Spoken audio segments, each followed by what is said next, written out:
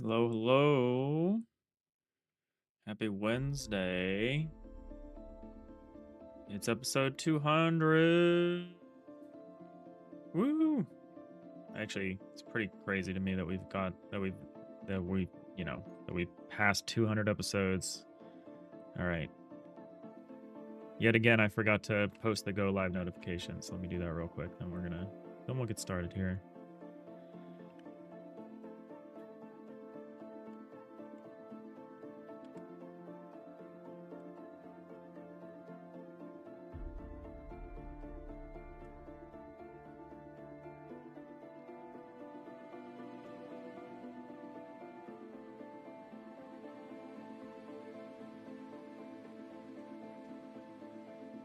All right. Damn, 200. I know. Crazy. Hey, Skywalk. How's it going? It's about a year. It's about a year and change for us. We started in February of 2024. We took a few detours. We did some jams, you know. Yeah, you got the first, Skywalk. Hey, Rhiannon Journey. How's it going? Cole, how are you? Welcome in. Hello. I did some work last night. I really do hope we can finish the cutaway visibility system tonight. I added support for like half tiles, or not half tiles, half walls. So the cutaway system will be able to go from a full wall down to a half wall instead of just cutting the whole wall away. I think that'll solve a lot of problems we're seeing, especially around like what happens when you cut away a door. Like, how can you tell the door is still there? How can you tell what the state of the door is? All of these questions. I think we solved that a lot with half cuts. So I did all the preliminary work necessary to support those. And now all we got to do is teach the auto tiler about them. Last night I made the sprite atlas stuff for them, and I got the tile set ready for it. So you're a huge fan of FTL. Have I tried out Multiverse? You know, I never played Multiverse. I want to go back and try it. We're kind of doing like an isometric 3D kind of take on FTL. That's what I'm trying to do. So a little more verticality. What I have been playing though is Void War, and Void War is pretty good. I started playing it last weekend. And Void War is such a close following of FTL, just by way of Warhammer 40,000. That's been really good. I recommend that to any FTL fan. They've made a lot of interesting innovations on it. But yeah, I'll probably play Multiverse at some point. See how the community has handled pushing the game forward, you know, over all these years. All right, so let's see if I broke everything we did, or let's see if I broke anything with the stuff I did yesterday. So what we should have now is just a pretty straightforward cutaway model.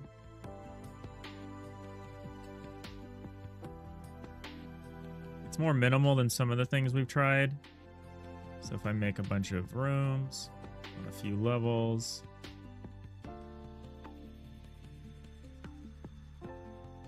split this up a little bit. So we've got a terracing up and away, but we don't do terracing down. So if I do the same thing one level up, we don't cut down. Like, I was kind of interested in that as an idea, but we're not doing that. We're just going to keep it simple. Prioritize vision across each individual Z index, or the Z index that your cursor is on. And then we'll terrace up and away. Just it kind of looks cool more than anything else.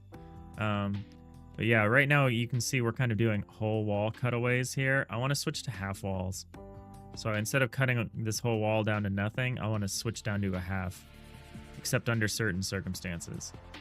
Like if your cursor is like right behind a half wall, it should probably disappear. So just so you can see what's going on, but we'll see. I'm hoping that solves a lot of the visibility problems sufficiently. You know, good enough, essentially.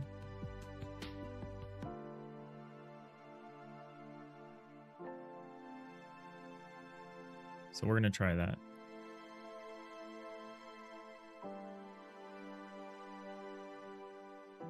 So what we need to do, let me bring up the tile set here just so I can see it. Let's make it bigger. So I've added a section for the walls.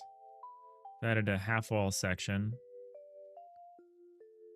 I'm not sure about the outlining. I think we're going to need to change our outlining rules for it to work totally correctly, but I can live with a little jank.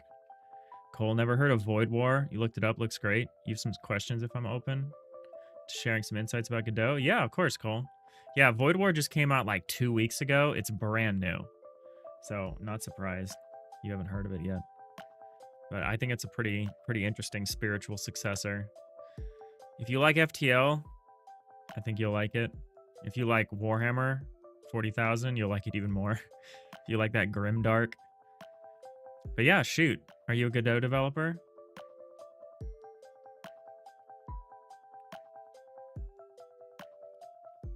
So what we need to do here, let's go down to the auto tiler. So we're interested in the generate tile data stuff, which is here. So generate tile cell data. So now we need to swap out these references to the cutaway dictionary and swap in the half cutaway and the full cutaway. So we can do something like this. We can just basically say if full cut mask dot contains key.xyz, key.xyz, then we just continue. And then this whole middle thing, I think I'm gonna forget about this to an extent, maybe. I know it saves a little bit, but I think I'm gonna not worry about it so much. I'm not gonna really worry about overdraw because I don't think overdraw is a real problem that we have. What I do want to do instead, so if it's a full cut mask, we just continue because we don't care. I'm not totally sure about these other conditionals, so I'm just going to comment them out. And we can reevaluate them later. Hey, Diginanigans. How's it going? Welcome to episode 200 of Digital Iliad here. Cole, you're a student studying game dev, righteous? You created quite a few smaller games, primarily worked in Unity and learning Unreal in school. Made it your goal to learn Godot over the summer. Nice, hell yeah. Godot is great for small developers, especially solo developers.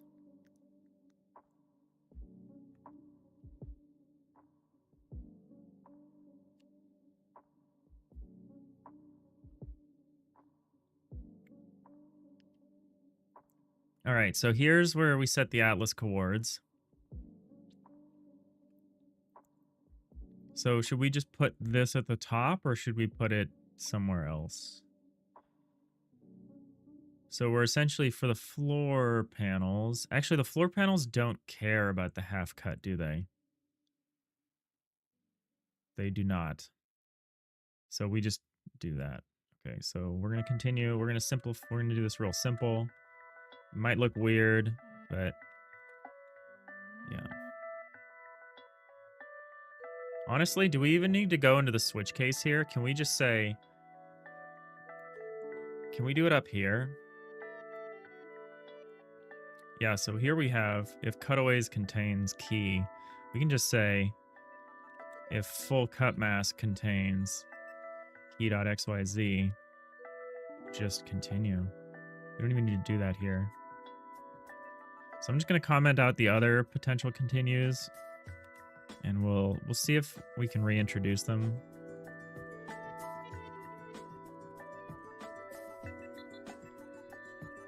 Don't need this either.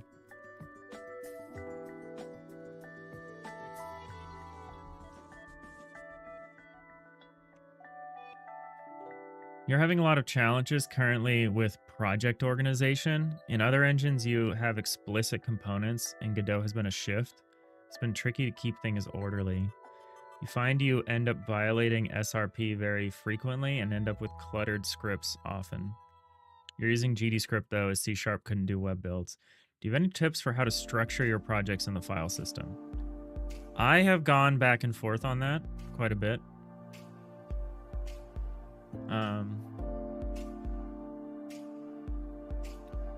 I think there's two approaches, and I like both of them. And I think I end up picking one or the other depending on the scale of the project. For small projects like game jams, I usually organize my files by file type. So I'll be like, here's the script folder, here's the sprite folder, here's the whatever. Because it's a small project and it's like you really want to just be able to find stuff quickly and it doesn't really matter. But that definitely falls apart at a certain level of complexity, and then you want to kind of flip it and you end up saying like, here's the door folder. This door folder has all of the door scripts and all of the door sprites and all of the whatever might be associated with doors. I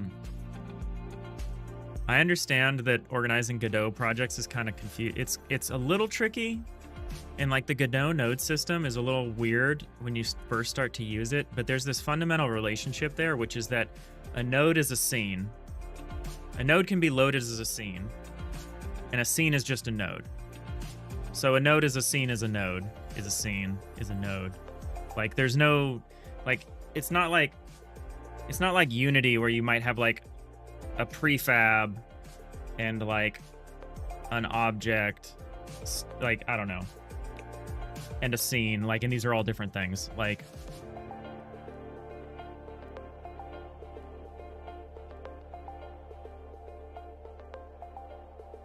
but you're saying your scripts feel cluttered, like script organization. You're violating SRP. To me, that means scriptable render pipeline, but I feel like SRP probably also refers to something else.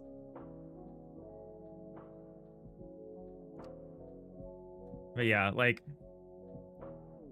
Cole, it's very weird at first. You recognize how powerful it is, and honestly, you prefer it. Yeah, me too. But yeah, as someone who came from Unity, single responsibility principle. Thanks, Random Journey. That makes sense. The single responsibility principle. Oh, so that's an issue you're having. Huh.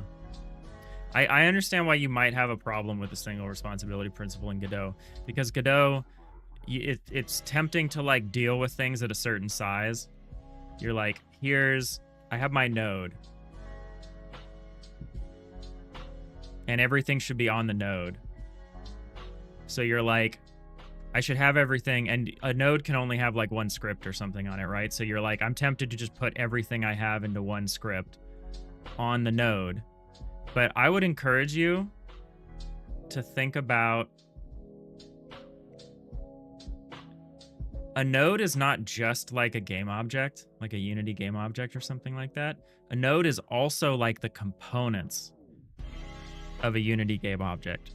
So I would, rather than thinking of it too like object orientedly, I would think about composition.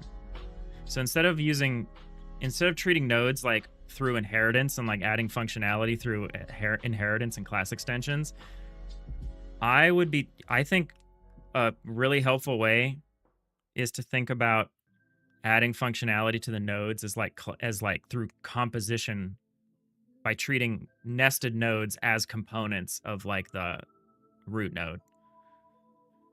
And there's some good videos about working in Godot with this more compositional attitude, like favoring composition over inheritance, which is a thing people always tell you to do.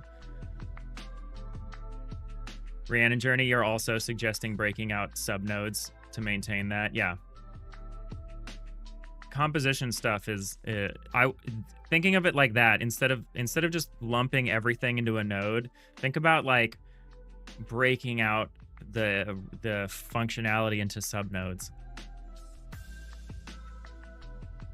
Diginanigans, you largely live by the idea that if you aren't sure about the structure of stuff specifically, don't worry about it too much unless you find it's becoming a problem.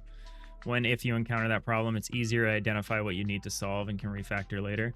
No, you have to engineer the whole thing out in advance, Diginanigans, before you know any of the actual requirements.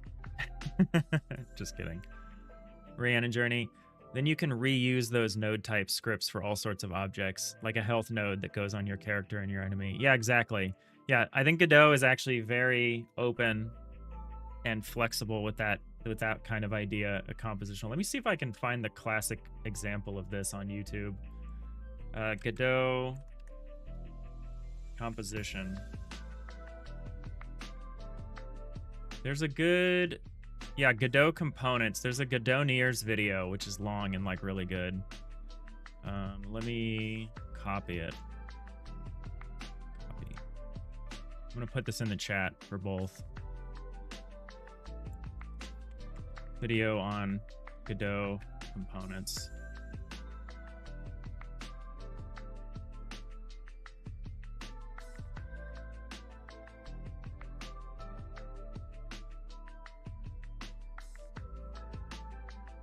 Cole, gotcha. That's what you've tried. You've tried to shift your entire design toward, and once you realize that, it got so much better. But it still gets a bit messy, and you think the last bit of that comes down to GDScript. It's possible. Hey, Ted Bray, how's it going? Yeah, dealing with a scripting language is a little awkward. Dealing with it as a scripting language. But I've seen people do some pretty complex, incredible stuff with just GDScript. I mean, you'll see us, we're in C#, because I definitely am more comfortable with it. The shenanigans.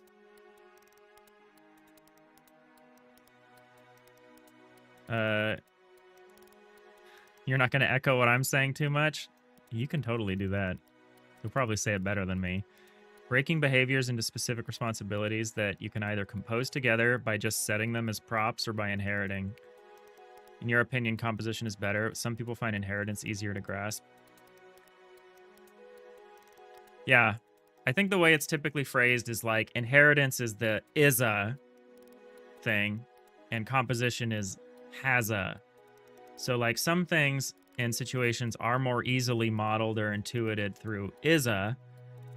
This thing is a this versus has-a, which is this thing has this. And yeah, composition is all about those defining things as you've got this, you have it. It's not like intrinsic to your structure, maybe. You can still define is-a relationships using components, but I don't know. At this point, I'm just like parroting, you know, the typical advice people give about that sort of stuff. But yeah, that's cool. We also have a Discord, Cole. If you know, run into issues or want to share stuff you're working on, the Discord should be linked on the channel page. We're getting quite a few Godot devs in there. It's still a small community, but it's nice. Rhiannon Journey, you like that phrasing? You hadn't heard it that way? Good. Okay. Then I wasn't wasting my breath. That's reassuring. What am I doing? Oh yeah, I'm telling the auto tiler how to handle half cut walls.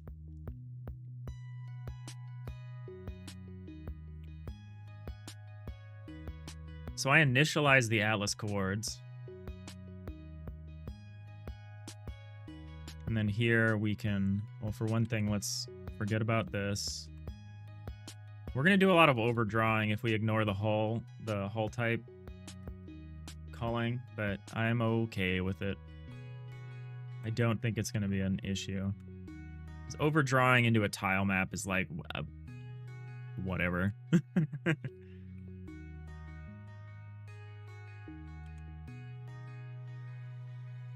All right, so we need Atlas chord modifications for the 3 bulk layer types, and we need modifications for the 3 door types.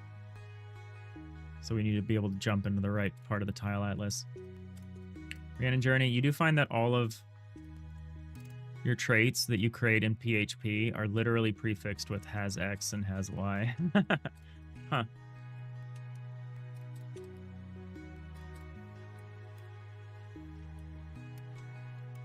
Thanks for pushing the Discord, Diginanigans. You can't find the Discord? My link tree is down? Oh no, let me grab, I can just give you the Discord invite code.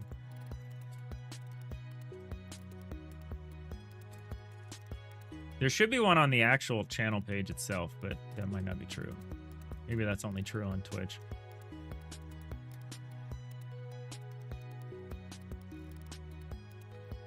Here it is. Copy link address.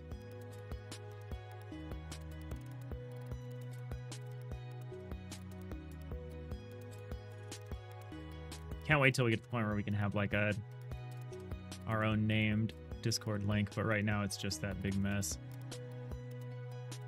That link should never go bad, so that should work. I'll show it in the Twitch too, just in case.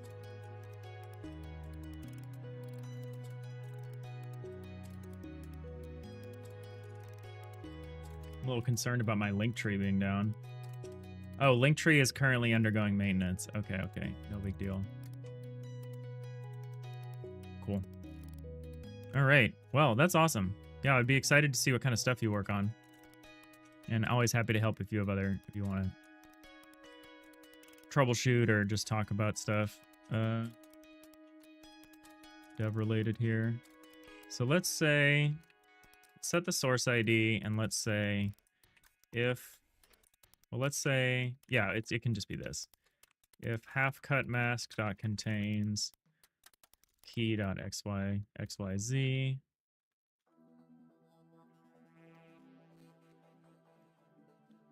then what we do is we say atlas coords equals atlas coords with, and now I need to figure out the part. So for a bulk X,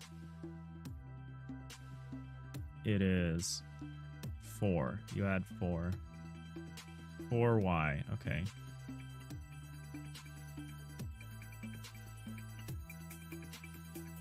Y equals atlas coords dot Y plus 4. And that works for both of these.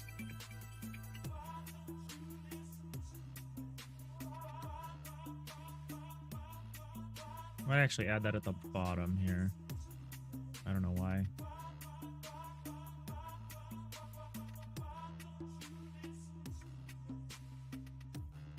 Welcome. Cole, you noticed I'm using Writer. You much prefer Writer. Each time you tried to integrate it with the engine, it tended to constantly break your code and also just not integrate very well. Is it intended for C# Godot support, not so much GDScript? It is not intended for GDScript. It works though. So like if I go find, let me go find a GDScript file.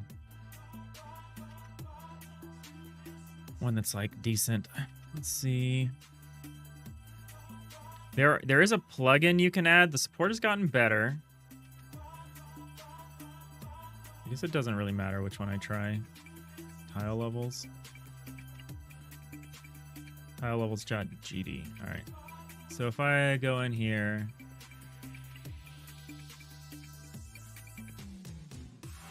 Oh, I need to show. They don't make it easy, I'll tell you that. I think I've hidden solution files. Show all files. There we go.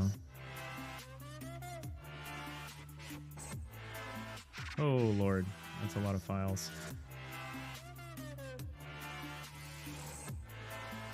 I love the little Godot duder icon they've got. Yeah, it's fine. It's mostly fine. I don't like looking at it like this. So it doesn't break for me, but I also, if I'm editing GD files, I'm not doing it in Writer. It kind of helps me. It helps me if I have like a different dev environment for it. It helps me a little to get into the mindset. Like here I'm in my C# mindset because yeah, Writer is for C#. And then if I need to modify our GD scripts, I just do it in here. Because honestly, every time I go back to do some stuff in GDScript, I totally forget how GDScript works. I don't do it very often.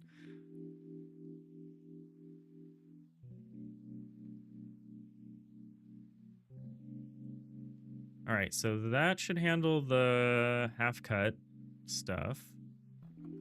Now we just need to do the doors.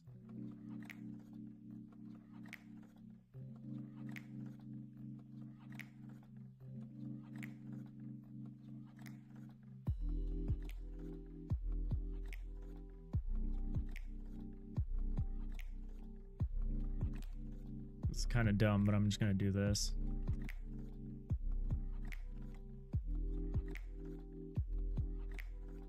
Actually, do I don't need to do it here, do I? I can do it here. I can do it higher up.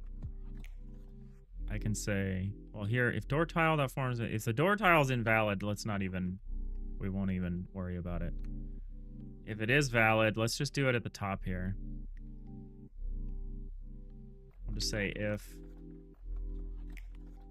half-cut-mask.contains key.xyz, and we just say atlas coords equals atlas coords with y plus 1.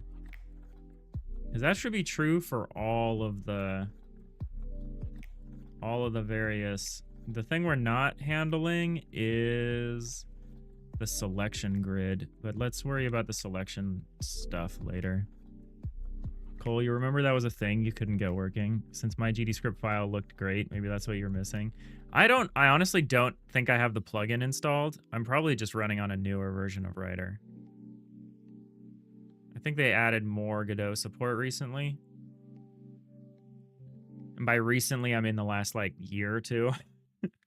But I don't know. It worked on every version of 2024 I had, but I'm on 2025 now. So, I don't know. Maybe it is not new. There might be some config issues. I'm not sure. But yeah, I don't do GDScript editing in here. I don't like the way it looks either. It's weird. It just feels unnatural. I definitely prefer doing my GDScript editing right in here. I haven't run into any issues with the IDE here. The only thing that maybe annoys me is that I can't have like multi-window, really. I can't have like side-by-side scripts and stuff.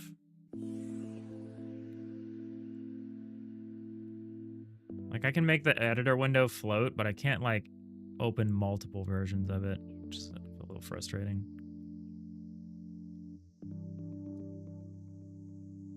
All right, well, let's see what we did. Hopefully we're not referencing the cutaway anymore.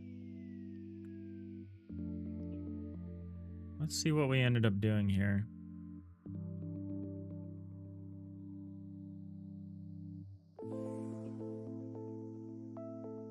Oh, I went too far.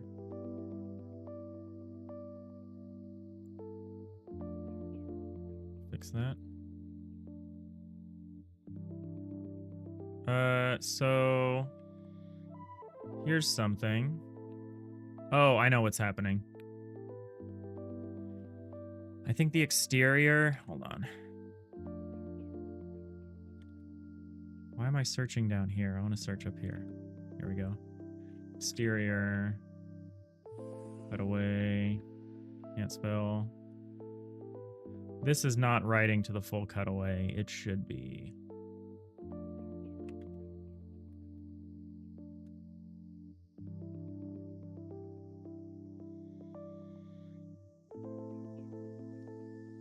Did I have to connect to the engine or is it just running? Multi-window is a killer for you. You need to have multiple. Yeah, it's nice. I honestly don't use it very much, but it can be nice. Oh, okay.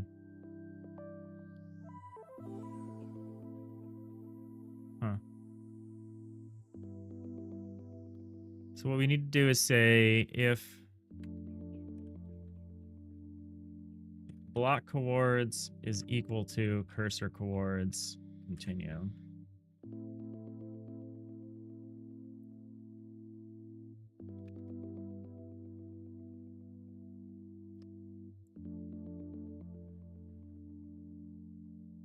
You've been forcing yourself to do it though, since honestly, you're trying to build up your portfolio. You want to make sure the projects you do are web buildable so recruiters or employers can test without install. That's a good idea. Web builds are coming to Godot with C#. So why? Why?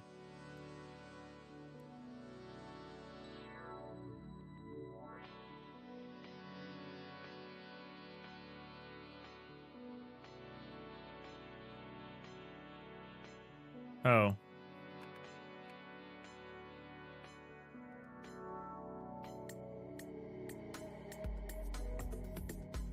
Shenanigans, you believe VS Code support for GDScript, if you install the extension, is really good.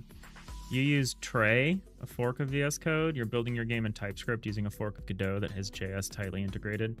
That's cool. Yeah, I am not a I'm not a VS Code user, so I cannot speak to that. But that's probably a good thing to try.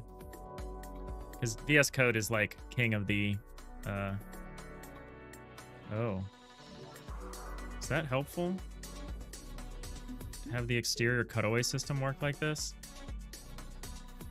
I don't think it is. I don't want to see the cutaway on the same on the Z layer. on the same Z layer I'm on. I only want to see the exterior cutaway on higher Z level, higher on. God, I hate this.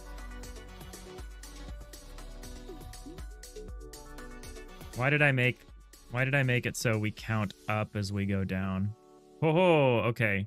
So this is pretty broken.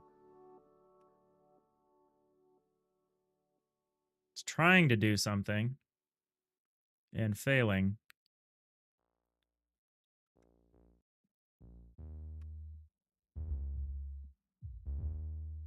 What happens if I do like this? Okay, so the terracing is working a little bit, but yeah, this is janky. All right, so it looks like the X hull for here is fine. Did I not finish setting up the tile set last night? I was very sleepy.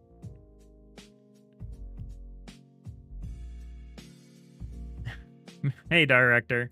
Making games in TypeScript and Godot is cursed. You said it, not me.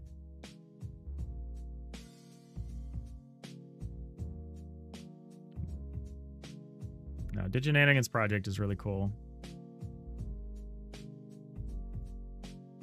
You kind of stumbled in here. Am I building a level editor for my game? Yes, I am. So we're building like an isometric 3D version of FTL. So we're trying to layer it more. So like you might have the bridge at the top and like you go down through, and at the bottom is maybe like a cargo hold. And so we're trying to add some verticality. We're tweaking. We are working on our level editor, and we're tweaking the way the cutaway system works. We're trying to add some different ways of doing it.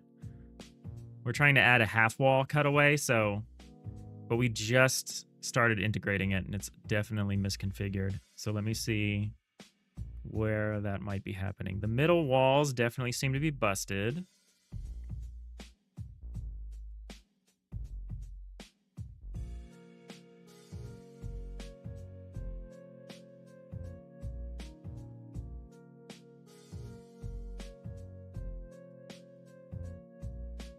Maybe we really do need...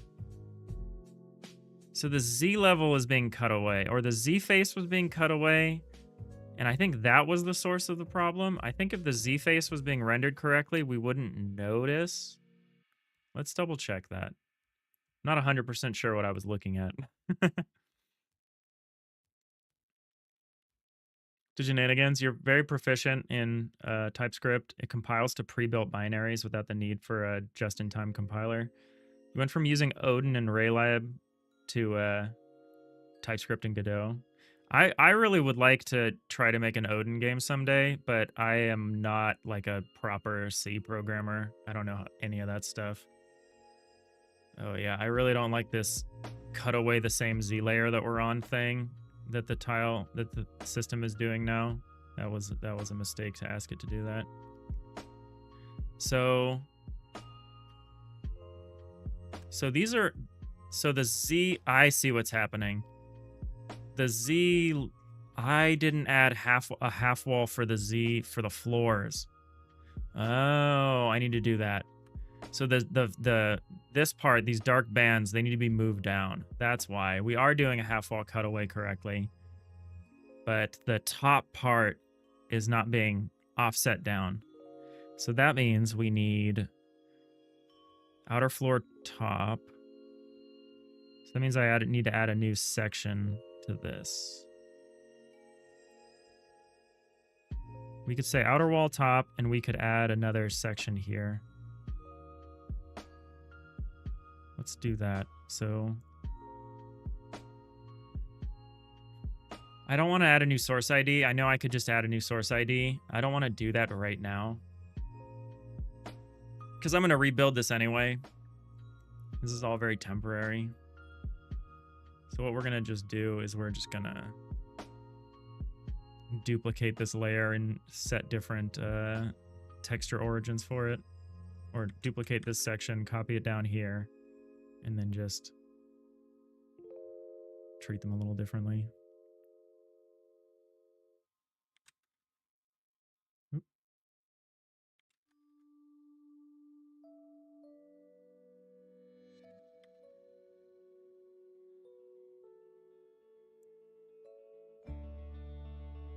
Cole, by the way, when you get a demo playable, you'd love to play test. The concept sounds so cool. Yeah, thanks. I'm hoping we get a demo or like an early alpha version that just consists of the editor tool and like basic ship-to-ship combat.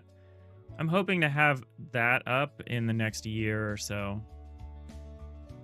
Let me catch up on chat here a little bit. Diginanigans, you figured you were more productive using a language you've been doing for 2 decades and was worth a trade-off. That is exactly how I feel about using C# in Godot. Like, I have like 15 years of like Unity C# experience.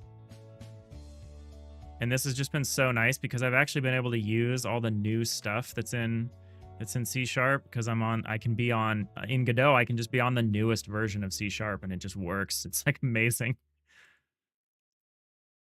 It's definitely not the best language for what we're doing, but yeah, the proficiency trade-off I think is, at least from just a workflow standpoint, it cannot be underestimated.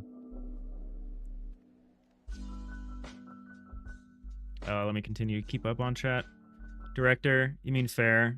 Using what you prefer is usually best. You're a Rust fan yourself, but as it's just a hobby for you, you have the luxury of choosing what you use day to day. Yeah, Rust Godot. There's people that love using Rust and Godot. Name a better duo, Godot and Asprite. You can't. It can't be done. They're like 2 of the best tools that I've ever used. They're just so simple. So all of our editor tools, except obviously Asprite, but like our level editor, eventually our scenario editor, campaign editor, we're going to have all of the tools in the game that I use to build the game. All of those run in game. So we're like dog fooding our tech a lot here, and we're doing it in such a way that I'm trying to build mod support directly into the game. The only thing I won't be able to do, I don't think I'll be able to recreate Asprite in my game. Maybe I shouldn't. Maybe I shouldn't do that part. What are we doing? The inner hall? Okay.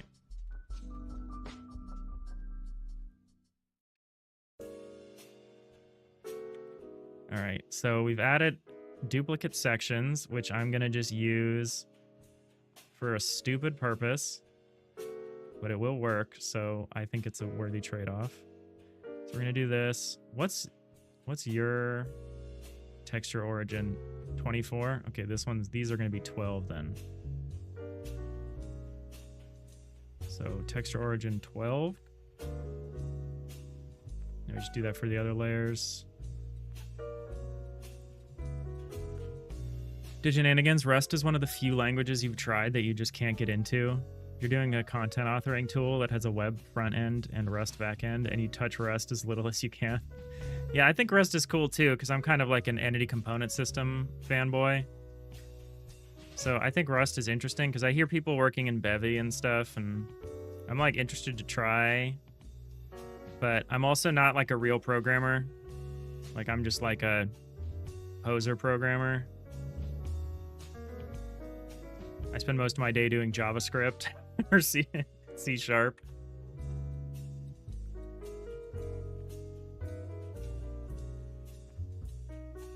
Cole, dog fooding is the best way to do development for games. It needs to be done with software more frequently. Yeah. Because like a Godot game, I don't think you really need to do that. Because like Godot, like you can make your Godot project very accessible to modders without having to like put all of your tools in the game. But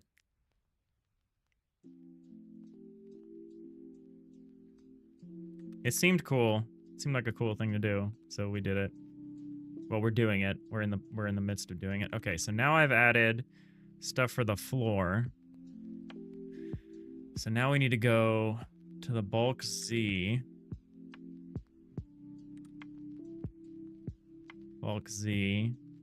And now we need to say, we need to add this thing here, down to here. And now this should look less cursed. It's still not going to look right, but it should look much better. Director, Rust was definitely hard at first. Once you got the hang of it, it almost feels like programs write themselves in that language. Also, using languages without traits feels awful now. Languages, the program almost writes itself. That's cool. It's a little scary because it sounds like the affordances of that language are so specific and strict that it's like it seems like it's very constrained. Like it sounds like it expresses certain things very, very naturally. But if you're not kind of doing it exactly the way, I don't know. I haven't used Rust, so I'm unable to express myself clearly. Huh. So here's the half wall. Kind of weird, this back corner thing that's happening. Also, what is going on here? Oh. It's not resetting itself. This looks like Kamir's helmet. It looks like the Stranger's Sith helmet. It's just like this one smile. What if I do this?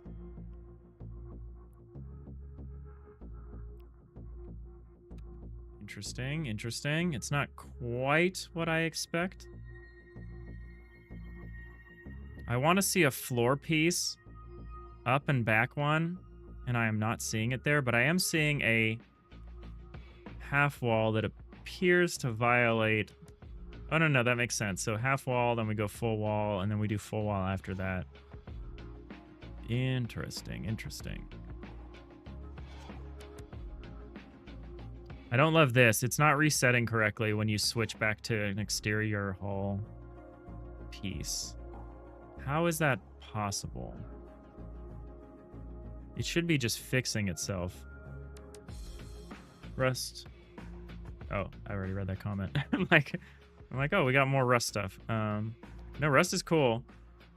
It should be they're on their way to integrating a lot more languages directly into the engine as like almost like GD extensions. And I think eventually, I mean, you can already use Rust in Godot, but eventually the C# and all the other languages that you can use, you can just bind it to Godot the same way you would any other GD extension, and that's kind of cool. I think that's going to really open up the possibilities for people to be able to work in the language that they're most comfortable with. Okay, so the back corner is doing what I expect. This little back corner, it's rendering the floor just above that block, but then this stuff is not. One's just above here, so that's weird. This is my highest priority. I don't know why this is... This face is funny. Now it looks like the whale from Slay the Spire with its 6 eyes. Hey, Nix, you made it. How's it going? You made it in early. Happy Wednesday.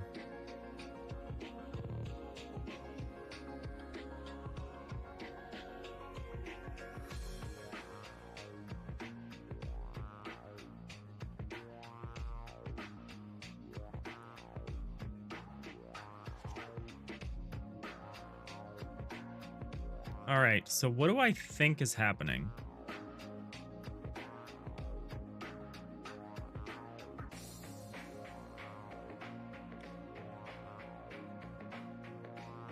Oh, am I still running this? I don't need to, this function doesn't need to exist anymore.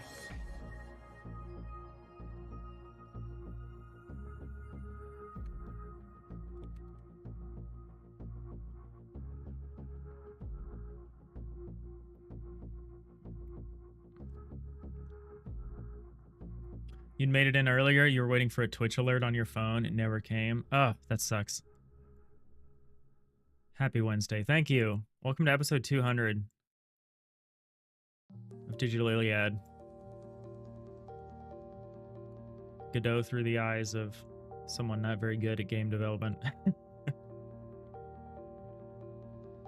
Yeah, I don't know. I've heard people say the alert system is like kind of trash on both YouTube and Twitch.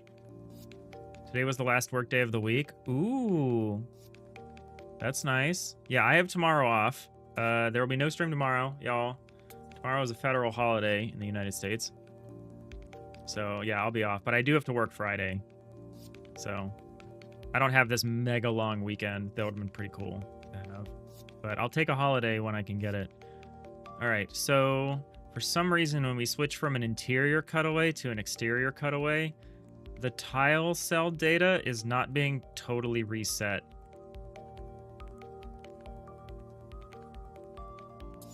Ah, yes.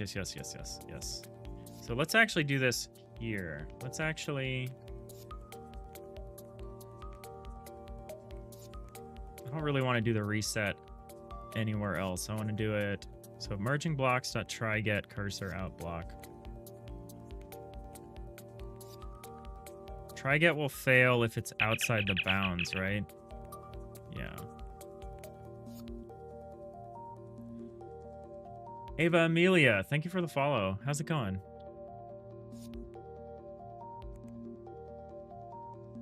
I want to clear a bunch of stuff out here. I should probably just do it here. So we'll just say full cut mask dot clear, half cut mask dot clear. Run. I don't know if we actually want to clear the cutaway information. I feel like we only want to clear it if we change it.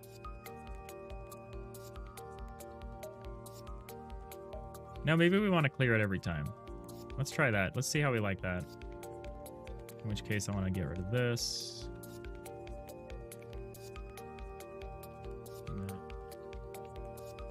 In here.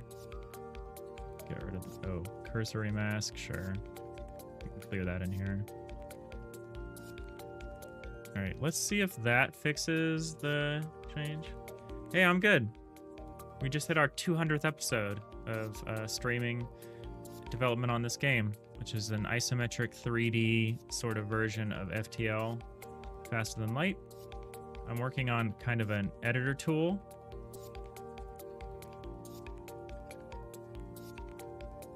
I need to change the way the exterior cutaway works. So, okay, so if we do this, so we're in this cutaway mode and we go out. Okay, now it's resetting correctly, which is good. What if I leave the boundaries of the system? Okay, it just restores itself. Cool. That's what I want to see. Okay, it's looking more correct. We're getting there. I don't know about the half wall thing as far as... You still can't quite see what's going on just inside, but I like it a lot better than the full cutaway. I do think we should implement the interior cutaway to do a full cutaway when you get close. Like, when you get really close. Ooh, I like that. So why are you like this, but now you're like this? I actually think that's correct behavior. I just don't quite know why it's doing that. It's because when you're on the wall, it's treating this as both of the compartments. No, I understand. Good to hear. Do I play League of Legends? I do not. I do not play League of Legends. Do I have some kind of ETA until the first demo? Let's bring up the roadmap. The short answer is no, Nix. Ava, the only competitive games I really play... I play some Mechabellum. But I like single player and co-op games a lot more. So like I play Helldivers a bit.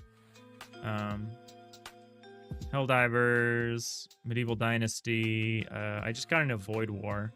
I'm really enjoying Void War, which is a great FTL-like that just came out a couple weeks ago. Don't play that game. It's a cursed game. Yeah, the people that are in it are really in it, though.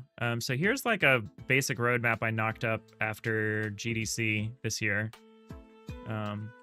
We're kind of working towards our alpha MVP launch. It's going to be available for free on itch with a Steam demo. That's basically the same thing. It's going to include the tile block editor, which is what we're building now.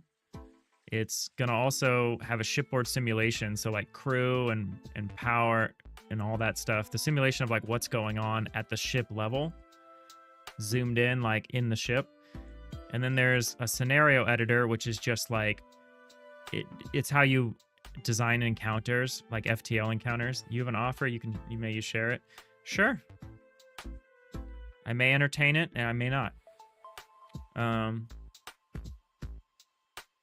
So the scenario editor is just like, you jump into a system, what happens? Like, is there immediately a ship next to you? Is like, what occurs? Like, it's like an encounter designer.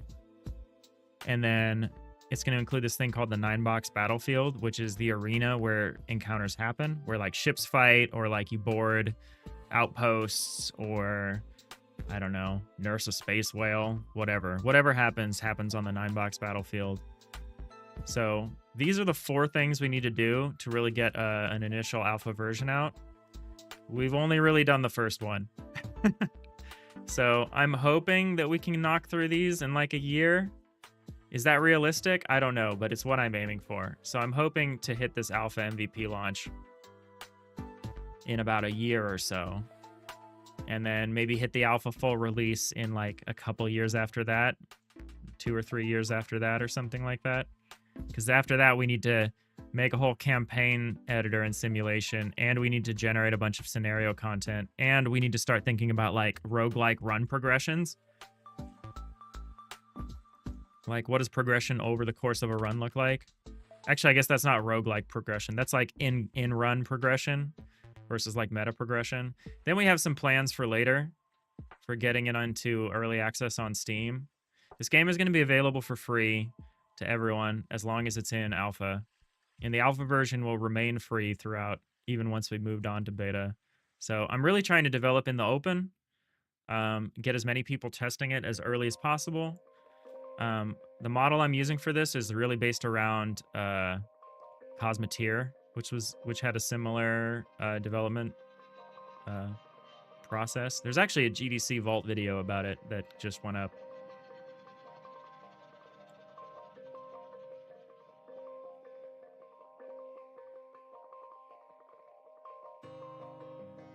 So far, the milestones look good. You really like how I also have a Steam Workshop as a point, albeit much later. Yeah, so we were talking earlier about mod stuff. Ava, we have a Discord. I'm not really in the market for anything. I tend to do all my own pixel art. But if you want to share your work and stuff, that's our Discord. Ava Bot. Ava Amelia Bot. We're nice to bots in this community. Okay? Yeah, to me, the Steam Workshop thing is pretty important. Steam Workshop, so we've talked about how we're building mod support into the game by building the tools to run directly in the game. Don't be nice to bots. Look, we're nice to everyone. It's important to like listen for understanding and stuff and be nice. To a fault. Spam bots we blast with photon torpedoes, but that's a different thing. So yeah, Steam Workshop. Steam Workshop's super important. So I'm building in support for modding. I'm honestly going to treat the base game Holograms for People too. Exactly, Rhiannon Journey. I'm just trying to make it on the record, you know, so that when the AI overlords come for us, I can be like, no, but I've been nice to your kind. Don't come for me. So the game is going to be very moddable. But the thing is, it's still always risky to download files from other people and run them on your computer. So there's really no... So while we can make the game moddable, there's really no way for me to moderate and control the distribution of mods independently. So mod support is not going to be something we really have in the alpha, as far as like we aren't going to have like a way for you to like like we're not going to have a supported way for you to get mods. But once we're on Steam in early access, then we can use the workshop, and that can be our source for validating the integrity of mods, and that's when the mod scene will hopefully like blow up. So yeah, Steam Workshop super crucial. All right, we're about to hit ads over on the Twitch side. But we're just hanging out, so no big deal.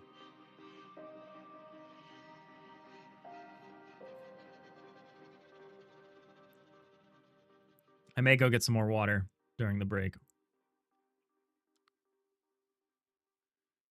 Nix, yeah, especially just storing and sharing the mods as well. Yeah, that's my concern, is there's really no safe way to do that for me. Unless I have something like Workshop on the back end. So... while you will be able to, you know, make and share mods and download mods, I'm going to be very hands-off as far as, like, that's not supported. there's no guarantee of safety. You know, there's a lot I can do in terms of the way that I load files. Like, I'm very careful about not executing arbitrary code, and I can lock down the game to a significant extent, but if people are downloading files off the internet and executing them on their computer, there's like only so much that can be done. You meant more from the way how much data that would use up. For example, like storing them on an Azure server or something similar. Oh yeah, no, I'm not gonna mess around with any of that stuff. Yeah, everything is gonna go through Steam Workshop. As far as, you know, mod content and everything. We're not doing any of that junk.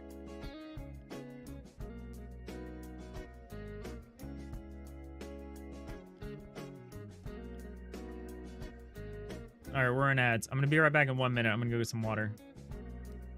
Just hang tight. Appreciate you spending part of the day here with me.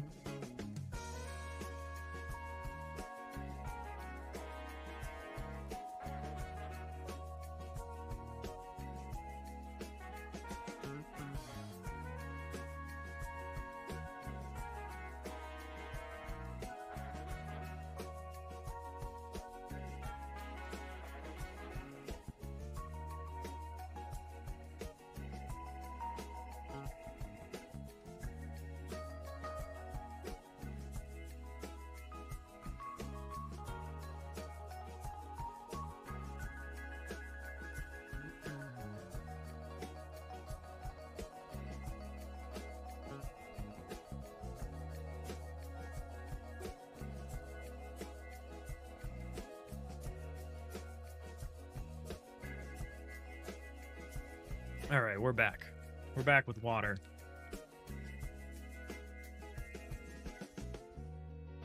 The good stuff. All right, so yeah, that's kind of my roadmap. I really should start putting these into Kanban boards. Like, I think I want a Kanban board for each of these, for like the editor, the simulation, the scenario editor, and the battlefield. Because I'm not really going to be able to start estimating the time to complete this stuff until I start actually making a list of everything that needs to be done for that.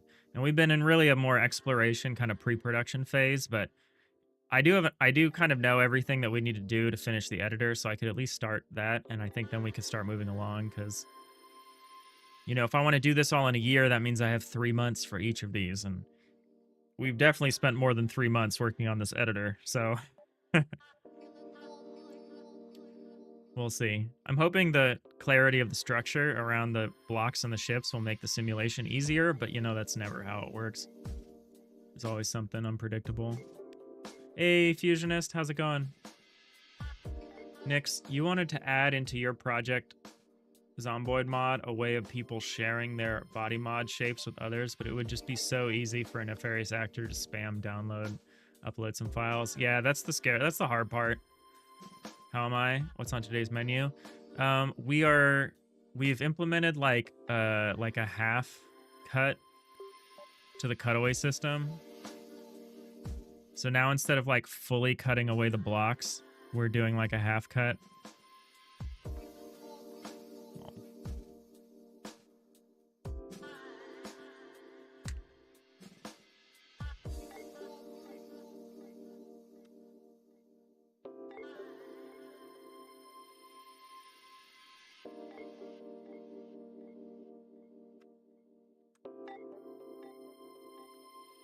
So now when we do this sort of thing, so now we're instead of fully cutting a block away, we're dropping it down to half. So like we got low walls instead of no walls. I need to implement a few things. It's not exactly the way I want. Like, we're missing some pieces. Like, there's no floor being drawn up there. So we're just refining that, but I think I like the half cut wall thing. We should even have support for doors. So like if I put some doors here, so I put a few doors and then I do this. Yeah, so we also have, and this is why I'm doing the half cut, is so that you can still tell that a door is there. Because when we were doing the full cut, there was no way to tell, especially if the door was open. There was no way to tell, but I think this is good. I need to fix the triple door. I realize these yellow arrows are not in the right... This left yellow arrow is too high. It needs to be lower. Just to be, you know, more correct. But yeah, I like this. I like this a lot. It adds some complexity, but we can auto-generate. We should be able to auto-generate these half walls. Like, I shouldn't have to draw them. I did hand draw these, but I shouldn't have to.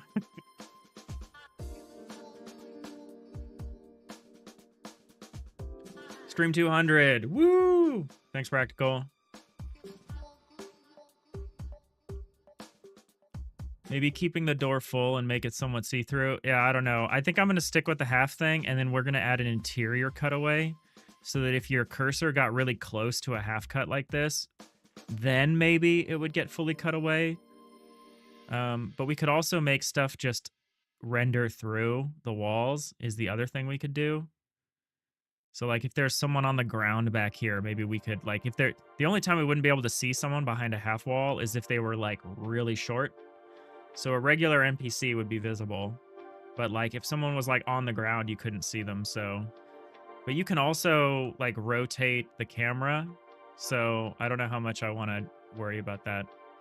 But yeah, we still need to do some refinements. There's some bugs with this new half cut thing. So we got to work on that. But it's looking better. It's looking better. Yeah, there should be... So you can see in the back corner, there's like a floor tile being rendered, but not along the walls there, and we need to fix that. That's wrong.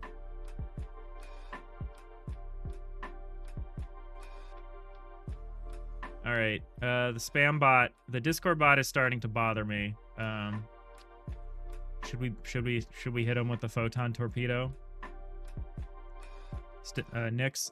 I could also add in an outline around the people on the ground who are behind the wall. It's like we're connected telepathically. It's incredible. Blast them. All right.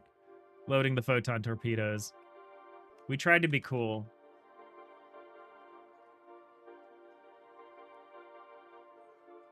But you know, there's only so much we can do. We're blasting them. Oh man, we're getting a raid. All right, we blasted them. Red alert. Thank you for raiding with a party of 2, Impractical. Really appreciate it. How's everything? I assume the game is done, right? Because July 11th is like tomorrow, right? How's it going? The trailer was looking good. Trailer was looking great. Shout out Practical.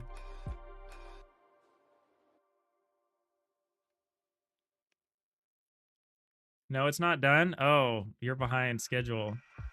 Diginanigans, you think the half walls are much more readable and makes it feel fuller? Yeah, I think that presence is good. I'm not totally sold on what to do within the room. I think what we're gonna do within the room is it's gonna be like if you're doing the interior cutaway and you would cut away a full wall, make it a half wall.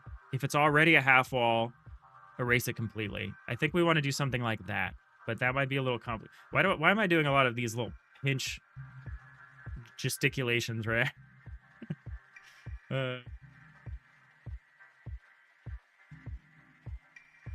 Did anyone else destroy your trailer on Reddit? I know you asked everyone to destroy your game, and people were not destroying your game sufficiently. Practical.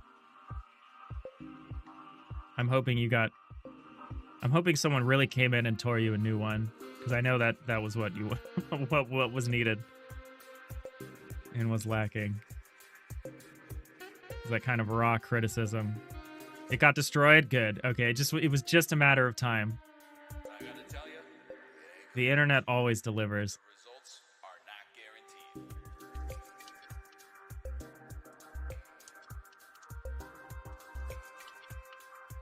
Let me share you a link, Nix.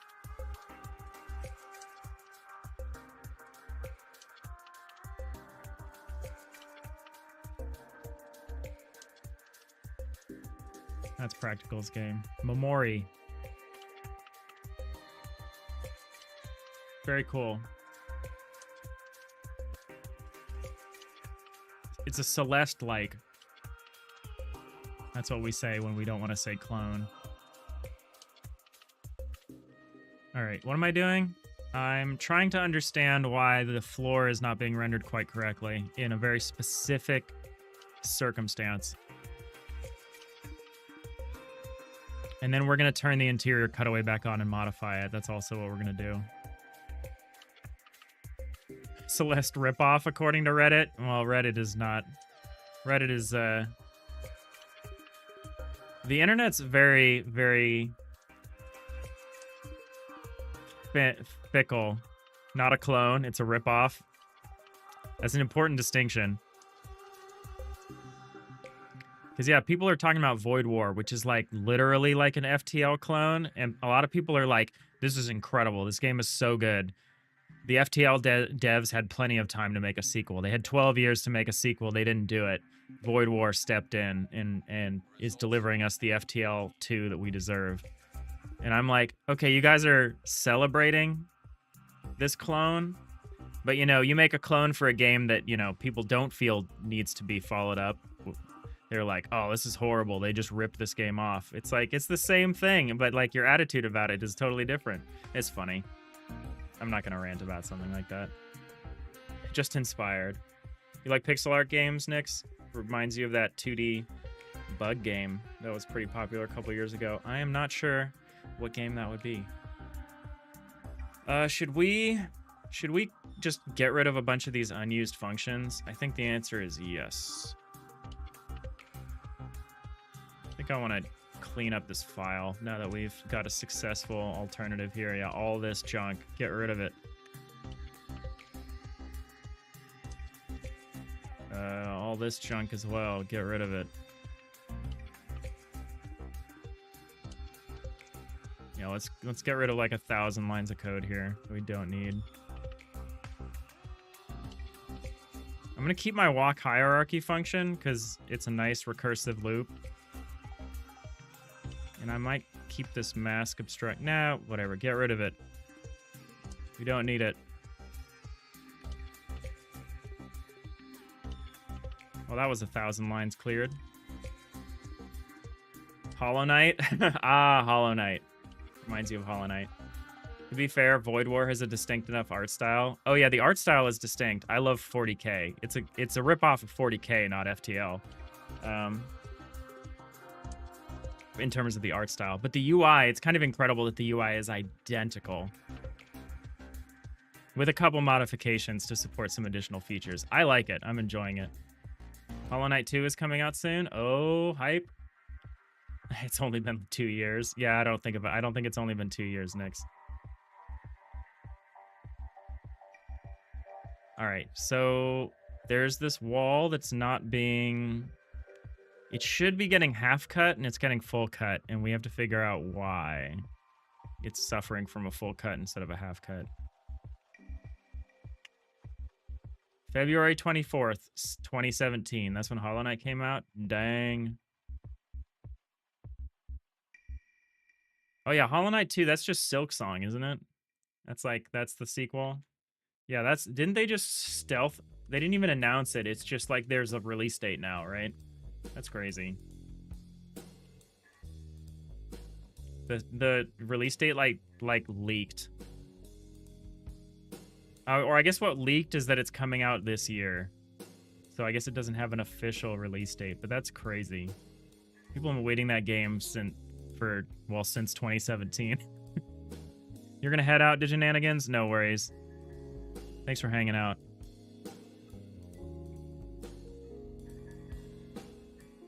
Yeah, it's been a good day for new people, for new faces and old faces. Familiar faces, I guess I should say. I'm not saying people are old. Before holiday, no official one yet. That's pretty cool. It's pretty cool. I've tried to play Hollow Knight. I should put it on my Steam Deck because I haven't tried to play it on that, and I think that would be a good place to play it.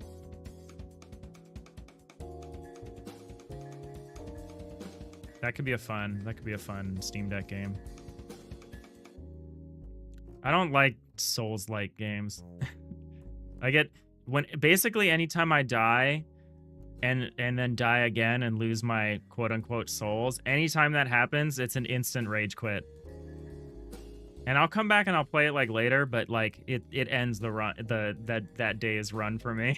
Like I cannot handle permanently losing resources like that.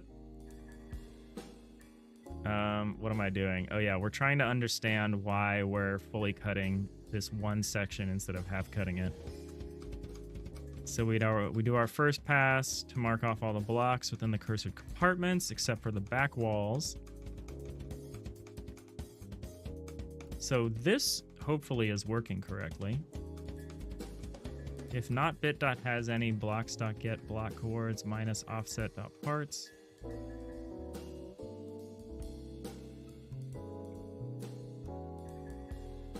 Yeah, that's correct. Second pass we don't have to worry about because second pass doesn't actually generate a full pass. Actually the problem may be here, but I don't believe that's true. Yeah, it's really demoralizing. Yeah, it's tough. It's tough to encounter a setback like that. It's frustrating.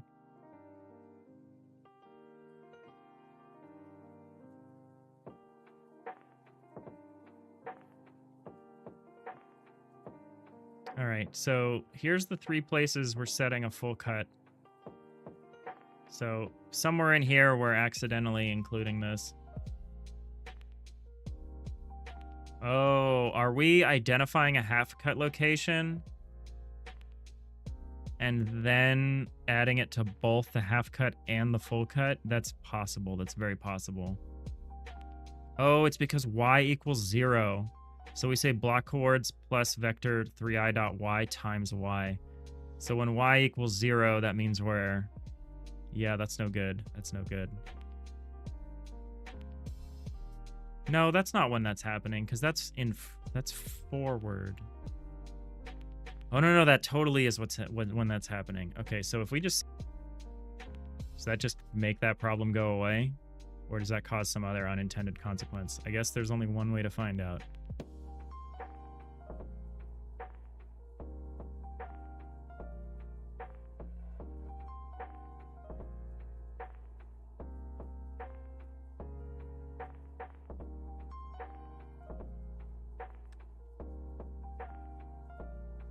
I also need to fix the external cutaway. I don't want the bottommost layer to be getting cut away like this. Only the layers above the cursor should be getting cut away like this.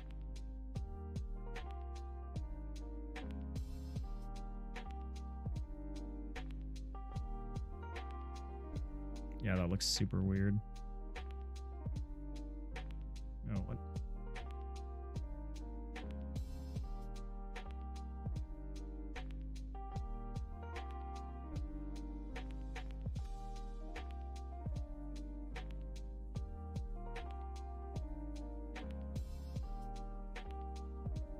Yeah, that looks very, very strange what's happening there. All right. Okay, that's...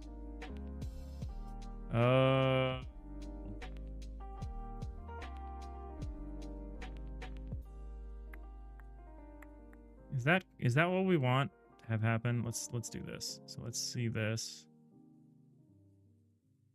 Is this the behavior we like? Yeah, that's the behavior we want. Essentially. Oh, I kind of like that. I kind of like the way that's sloping it a little bit. It's creating a bit of a slope. That's pretty cool. I don't mind that. It's not exactly what I had in mind.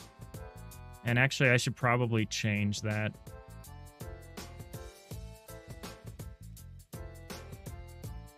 This is also weird, what's happening here. Yeah. A little weird what's going on.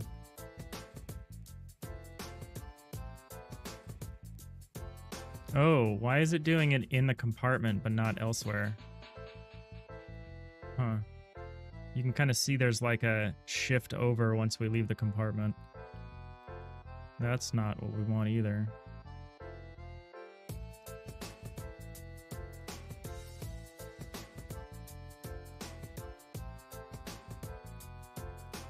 Maybe there's a different way to do this.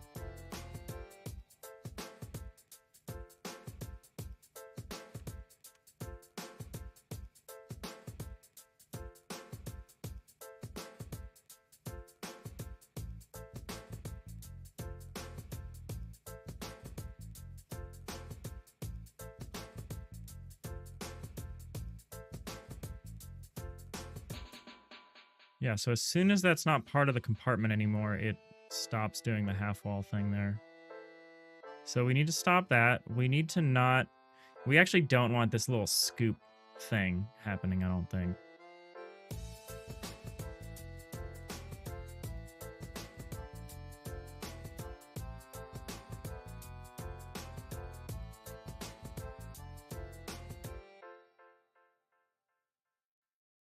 It's a little confusing where the strips are that are the in-between floors.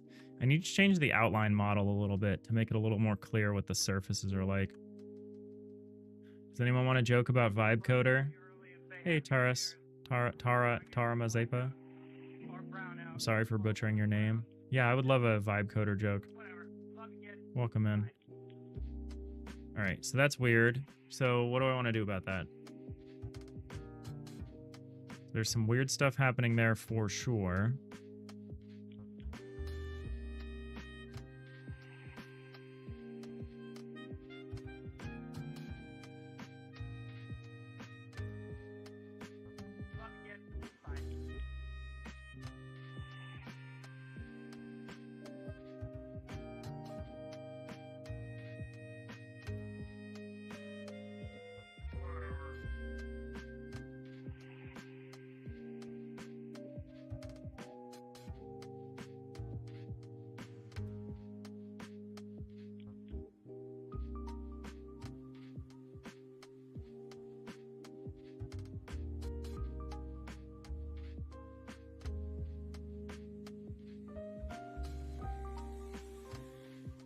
How do you call a vibe coder that can't write FizzBiz by himself? A hype artist.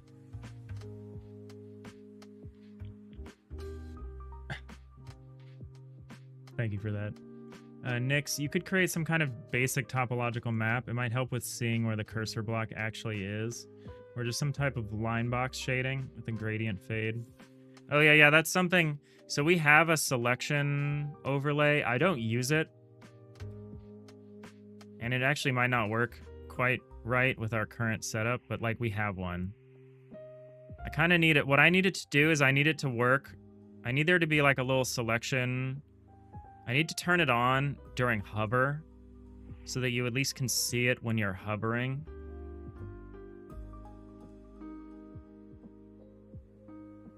And I need to project it. We had something like that. So if you were like a level above or something, it would project down to the nearest level that you were actually on. Or the next level that had an actual surface. So I'm gonna add some of that back in so that you have a little better idea where the cursor is in 3D space. But yeah, you're right. We need to get that back in there. Now I'm just thinking about, we're handling the edges of the cutaway in a certain way, and I understand why the cursory mask or why the half cut is happening where it is, but not where it isn't. And I just need to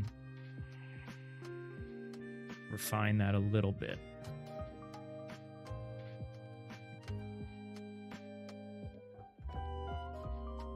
So what I do want to do right now, though, is I want to fix the exterior cutaway. So the exterior cutaway should say, so if block coords.z is less than cursor coords.z. Well, wait, no. If block coords.z is equal to cursor coords.z, yeah, why is this just here? This should just be a continue, right?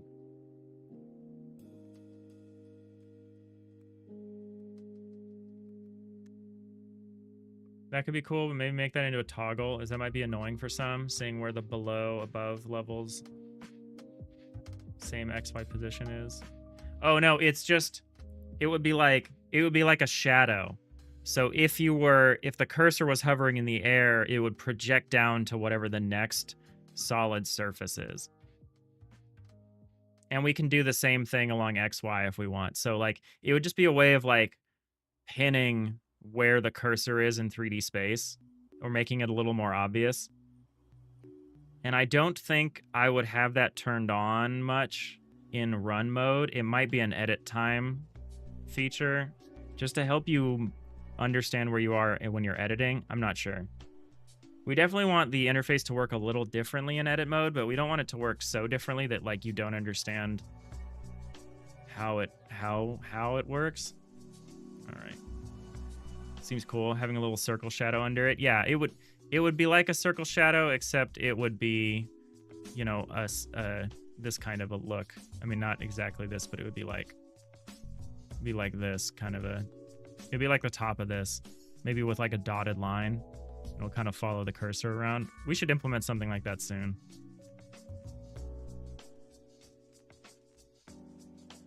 All right, so this should work. So if I extend this down here. Oh, that's not what we want either.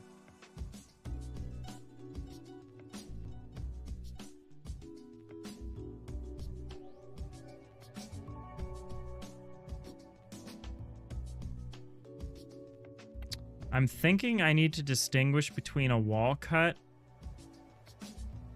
and a floor cut.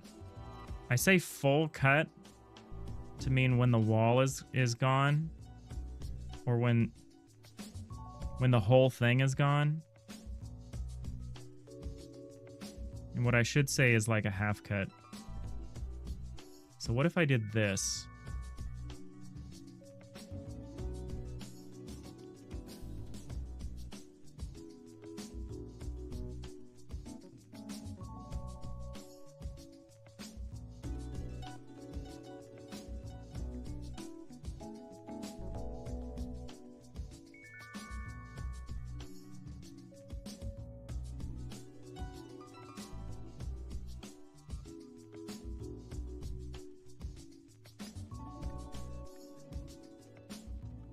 Block chords.x and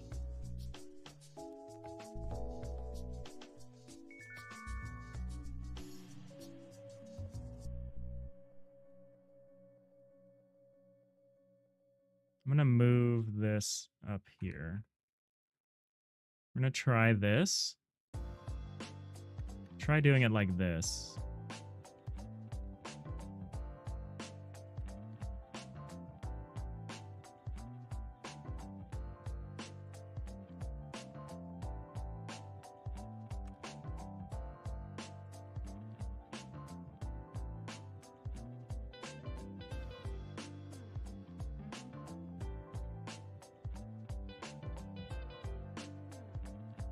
No.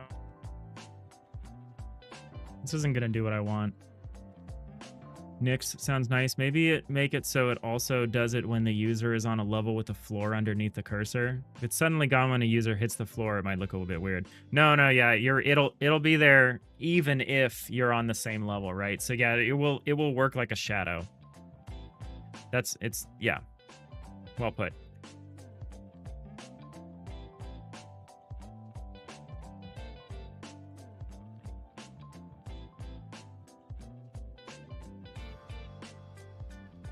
Oh man, excuse me, that sneeze shook my whole desk.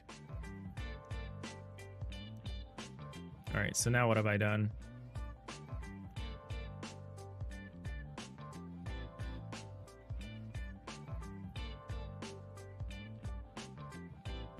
This is not what I want.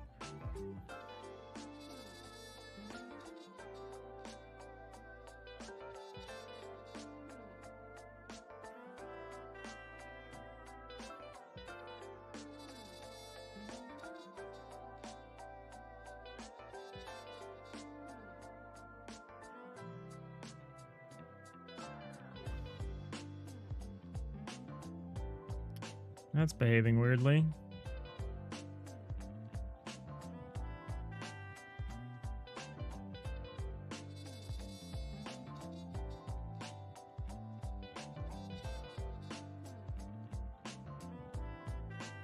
That's super weird, whatever's happening here.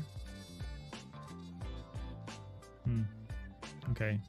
I've messed this up. We're just going to go back to what we had.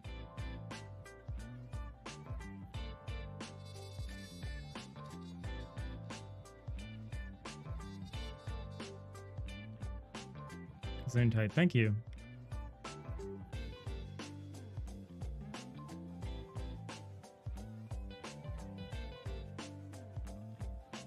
Okay, so what I do want to do, I want to keep fixing those edge case stuff, but I also want to add like an interior cutaway. What has happened to my cursor? So we're on this level. Okay, now we're on this level. Now we're on this level. Oh, I see. Yeah, I need to change the way the outline system works to make it a little more sensible what we're looking at here. What the heck? Okay. I thought I undid the changes I made.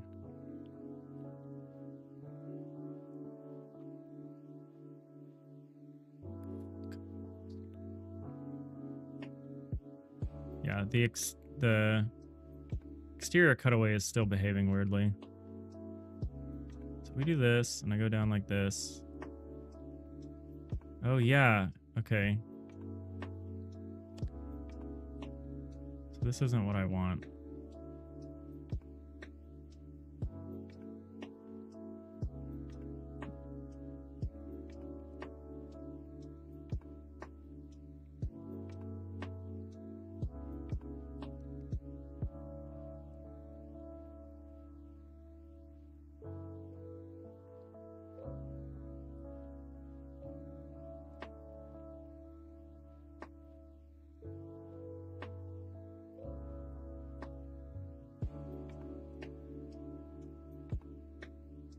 Close to what I want.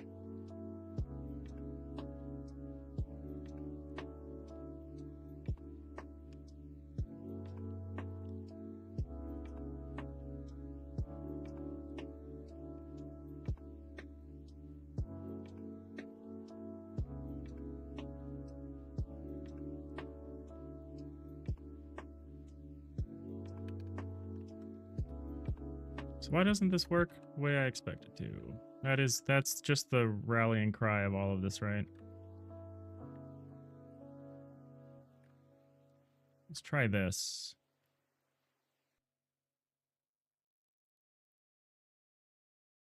How can I never make it to this code? Continue. Oh, I put a continue here. That's why. That's why that was doing that. I see.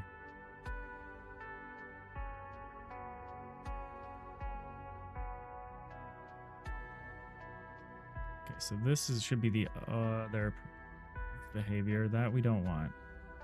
So let's do this instead. So let's say half cut mask, add block words. We'll add a continue. All right, let's see if this gives us the behavior we want.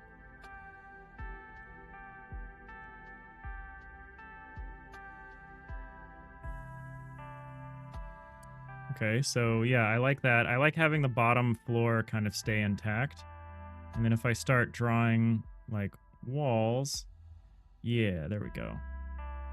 So that's good. And now we can use the half cutaway to make the exterior cutaway a little more understandable. It still kind of doesn't really make sense when you do something like this. It's really hard to see what's going on, but that we can sort out if we change because right now the outlining system doesn't take the cutaway into account. So it doesn't recalculate the outlines based on the cutaway. It only calculates the outlines based on the overall construction. So you get black lines around the exterior of everything. But if I do a cutaway, it doesn't recalculate the black lines. And I think it makes these kind of voids really hard to understand.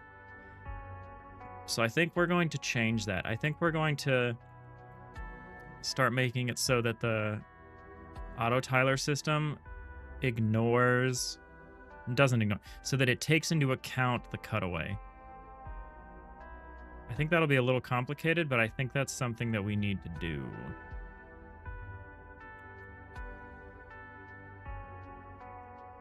Looks good. Maybe not having so many ceilings on top when you're creating walls could be good.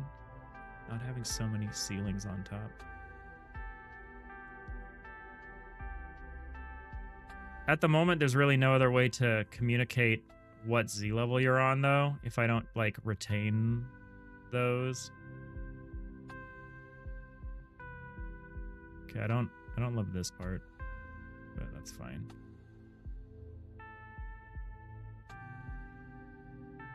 And then, okay, so let's adjust some of this logic now. I'm okay with the exterior cutaway for now. What I want to do is address this stuff. So I want to understand why it shifts over by one.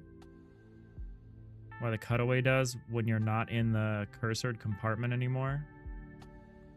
That's something we want to look at.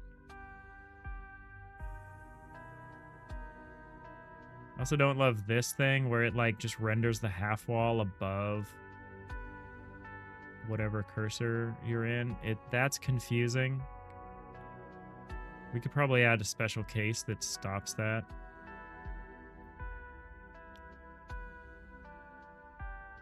Because yeah, that doesn't help anyone. It might ultimately be fine, though. It ultimately might not matter.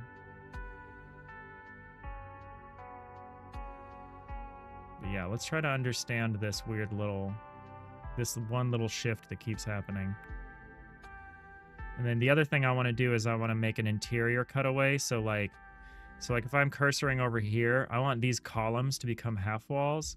And I want these half walls maybe to disappear. Maybe. Emphasis on maybe.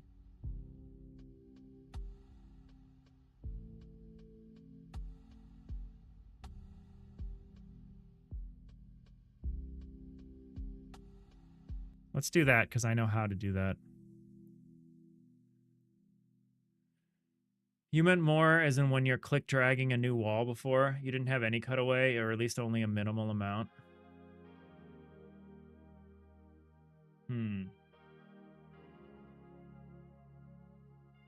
Yeah, I need to add some restrictions to wall creation anyway. Like right now I can make a big 3D massive walls, and I need to add a restriction that means you can only make a single line of walls.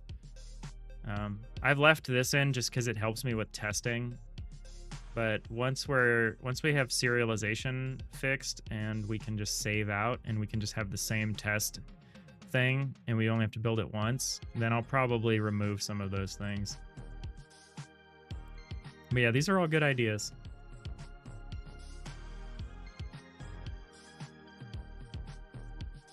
All right, so interior cutaway.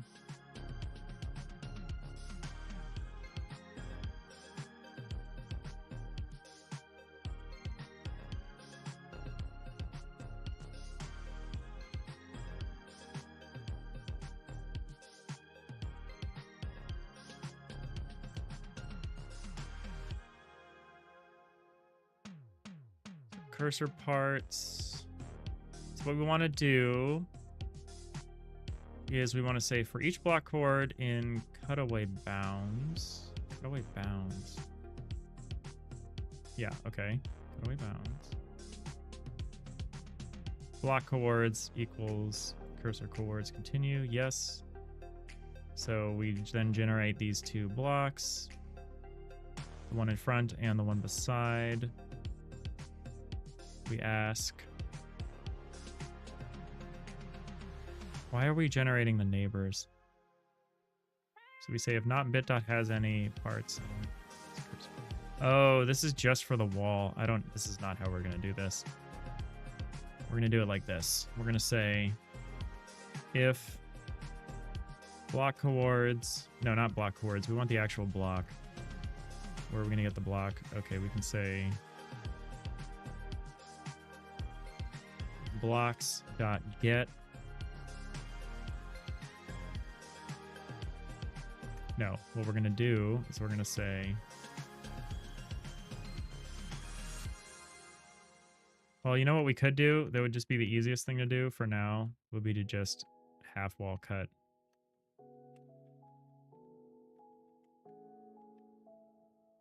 So I actually don't have a way to do a full wall cut.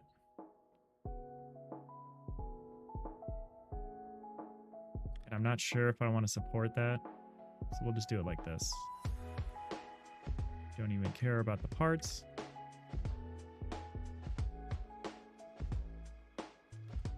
Okay, let's add that back into the process here. So we're going to say interior, get rid of these.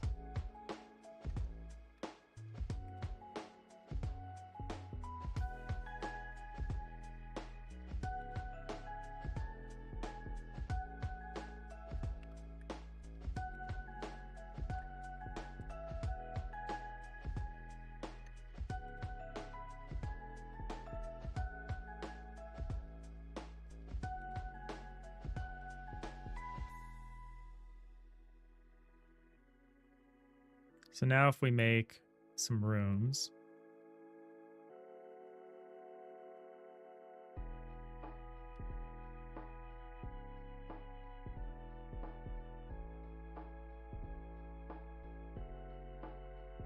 so we make some rooms and we like put columns or like interior spaces or whatever in here. So now the cursor is going to, so if you try to look behind like a column or something tall, it doesn't have to be like a wall. It could be like a crate or something. It'll cut away like this. I think that's good. I think there's still maybe situations where we don't want to, this shouldn't happen. If I'm along the edge here, that's not right.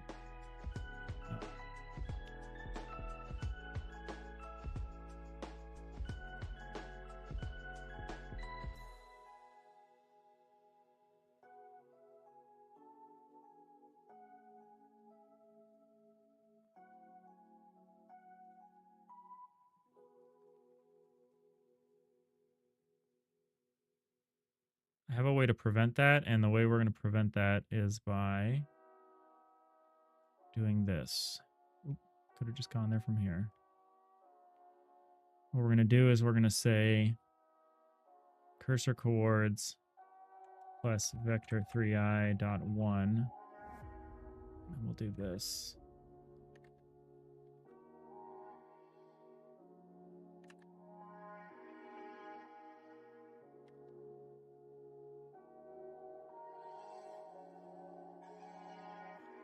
This if block coords equals cursor coords thing is not possible. You can get rid of this check.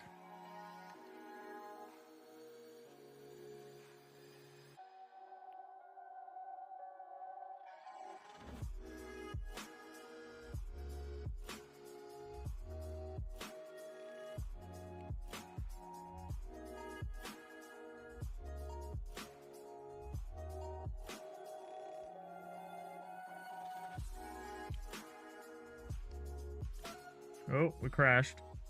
How did we crash? So your maximum was 45.52.4. Your minimum was 42.49.5. Oh, I know how that happened. It's not vector 3i.1. It's vector 3i.xy.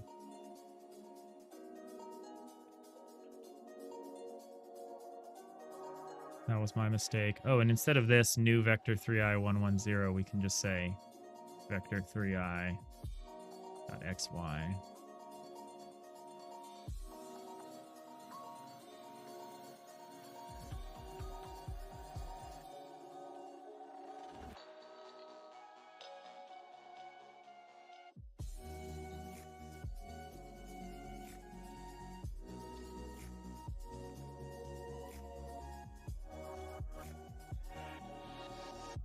right, so now when I do that, so now if we have columns or I don't know, whatever, and you try to look behind, now you get a cutaway effect. And now it's offset by 1 so you don't accidentally cut through the wall. That's good.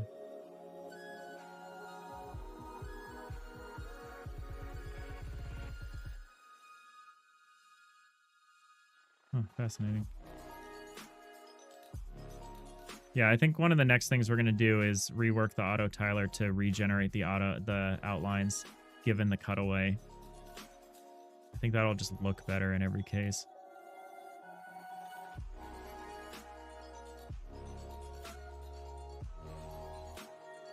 Okay, I'm reasonably happy with this though.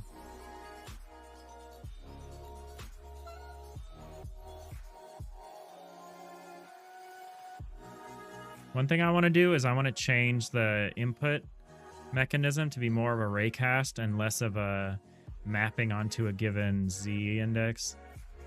But we're going to do that some other time.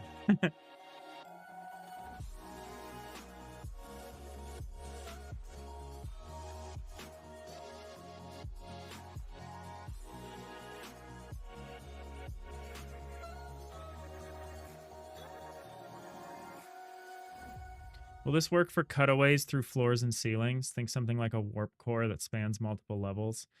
Yes. We'll have to work through some of the details of that. As far as like whether we want to like continue to render the warp core or if we want to like erase upper levels of it. It'll probably be the kind of deal where like if you're on the second or third floor of a multi-level level, all the levels below you will render, but the levels above you will be subjected to like this terracing. But yeah, it's a good question. I haven't really tested multi-level rooms much, but that's definitely something I want to promote. Yeah, like a warp core, like a big engine room, or especially like a big cargo bay. Like you might have a big cargo bay that has like catwalks running across the top of it. And so it's like if you're on the catwalk layer, you definitely can see the cargo bay below the catwalk, but like if you're on the lower level, can you see the catwalks above you? I think that's an open question. But we definitely have a system in place to handle that because we know the size of the room.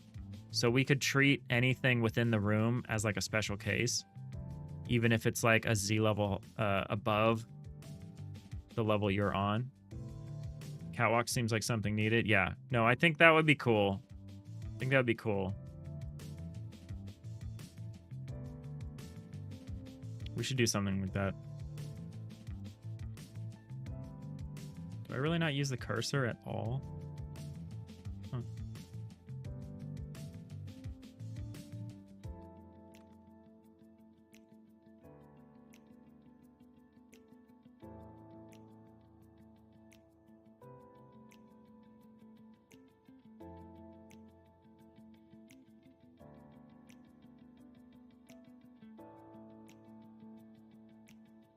So do I want to enable...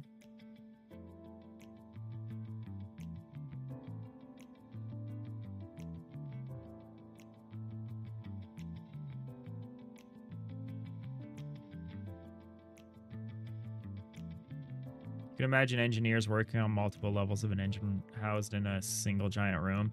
Yeah, I think we will get to that point. And I think that's where like the terracing thing would like really shine. But we'll see.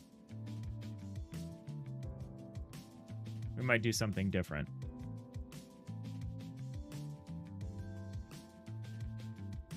If anything, we can just include the upper level and then start the terracing from there. Like we could try to identify what's the highest level that's in this compartment and then do the cutaway.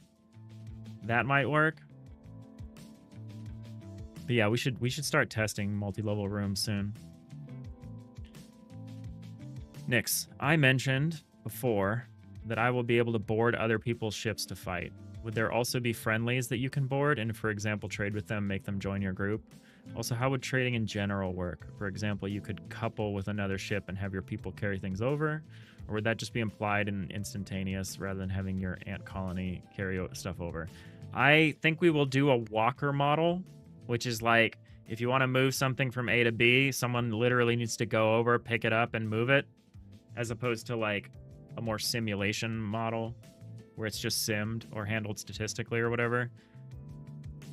Yeah, we're definitely going to do more of a walker model. And so, yeah, there's basically going to be 2 modes to the game.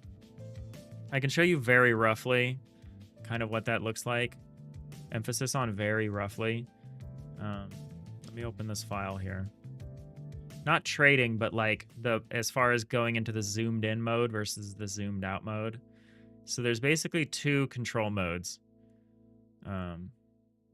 Where is this file? Ship scale mockup. There it is. So like, here's like, I think this is like a 32 by 32 sized room ship at like half scale. So this is huge, but it's also at half scale. So it's like, this is the exterior view. Here's a better example. So here's like the zoomed in view that we're used to. And this is like a 15 by 15 ship that's zoomed in. So this is like the volume, and it's just filled in. So you'll have also a zoomed out view that's half scale. And so this is where you would do like exterior ship to ship stuff. So like this screen is where you would have like, you'd like click your engine or you click your weapons and maybe like target their engine or stuff. And this is where you handle ship to ship things. Like we're going to fire on this person, or we're going to like move to a different square. And then if you need to control the inside of the ship, you zoom in to your ship, and that's where you can cut away and like see inside the ship and do all the stuff. So there's nothing stopping you from just zooming in on the other ship, whether it's an enemy ship or a friendly ship, but it's just you'll only be able to see one ship when you're in zoomed in mode. So you could send some crew over to another ship using the exterior view and then go into the interior view, and that could either be a boarding action, like if you're not welcome, like you've sent like an assault pod over or something, or you beamed aboard an enemy ship and now you have to navigate the interior space of that enemy ship. Or maybe, you know, it's a friendly ship and you're bringing support, or you're like even just moving cargo over in like a shuttle or something. Like, yeah, you will be able to go through the interior of other ships if you're able to gain access to them. And that'll just be, those are just the 2 modes you're going to be switching back and forth, is interior and exterior. And so all the exterior art is going to be drawn twice, essentially. Let me see if I can grab the file. That one is here.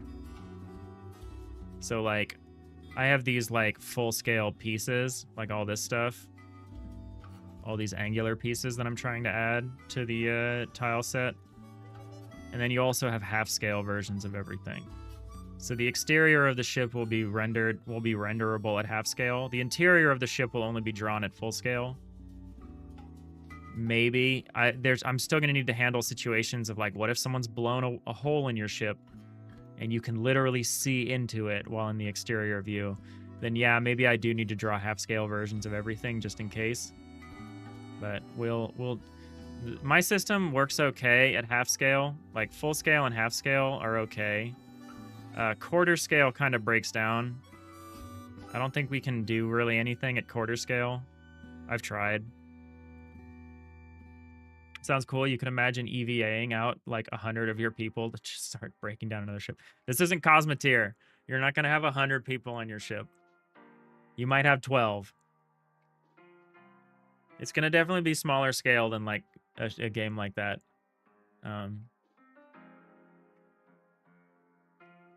I'm playing Void War. What about robots? Yeah, what about them? I don't know. Maybe.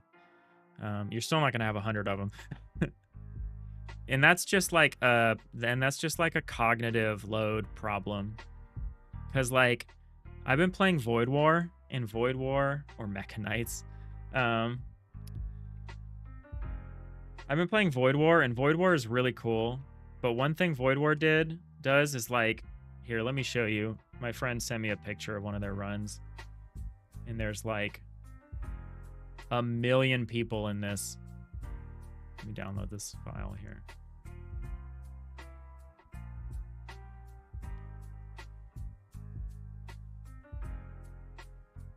It's like a huge, it's like an unimaginably large number of crew members for like an FTL style game. And it's like, it gets to the point where you're doing so much stuff. So here's like spoilers for Void War. Here's like a crew that you might have at the end of a run, and you can't see it, but there's 3 dots here, and this means you have 3 pages of crew members. Like everyone on this left side, this is all of their crew. That's like, I don't know, 15 crew members or something like that. I think it gets to the point where like, how do you control all of that? And it's pausable real time. So like, I'm running into that problem when I'm playing Void War, is that like I'm getting to the point where my crew is so large that I spend 90% of my time in the pause mode, and like I can't watch the game play out because I'm like too busy micromanaging so many characters. And like it's kind of cool because the time to kill a crew member in Void War is really short, because it's like grimdark. It's like 40k, where like life is cheap and, you know, people die all the time. So it kind of works for their setting that you have this big crew and you send them out and they might die and you're like not that worried about it because you can just get more. But like, I think we're going to have much more of an FTL perspective where like your crew members matter. Like crew members in Void War, you can give them equipment, which is lost when they die. But they don't level up. They don't like gain experience at anything. Oh my god, another raid. Red alert. Raise the shields. Man the harpoons.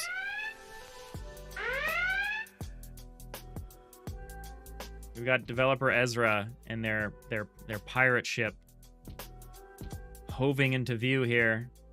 How's it going, Ezra? Welcome in. Hello, raiders.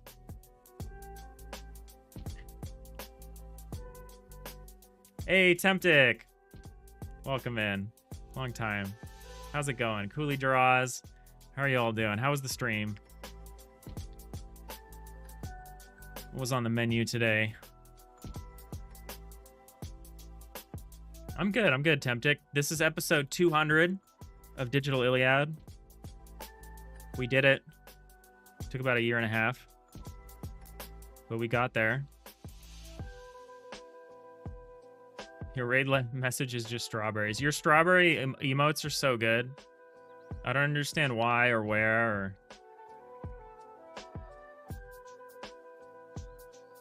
They're very funny. Stream was good? Awesome. You ended up here anyway? That's fine. We're all links in the chain.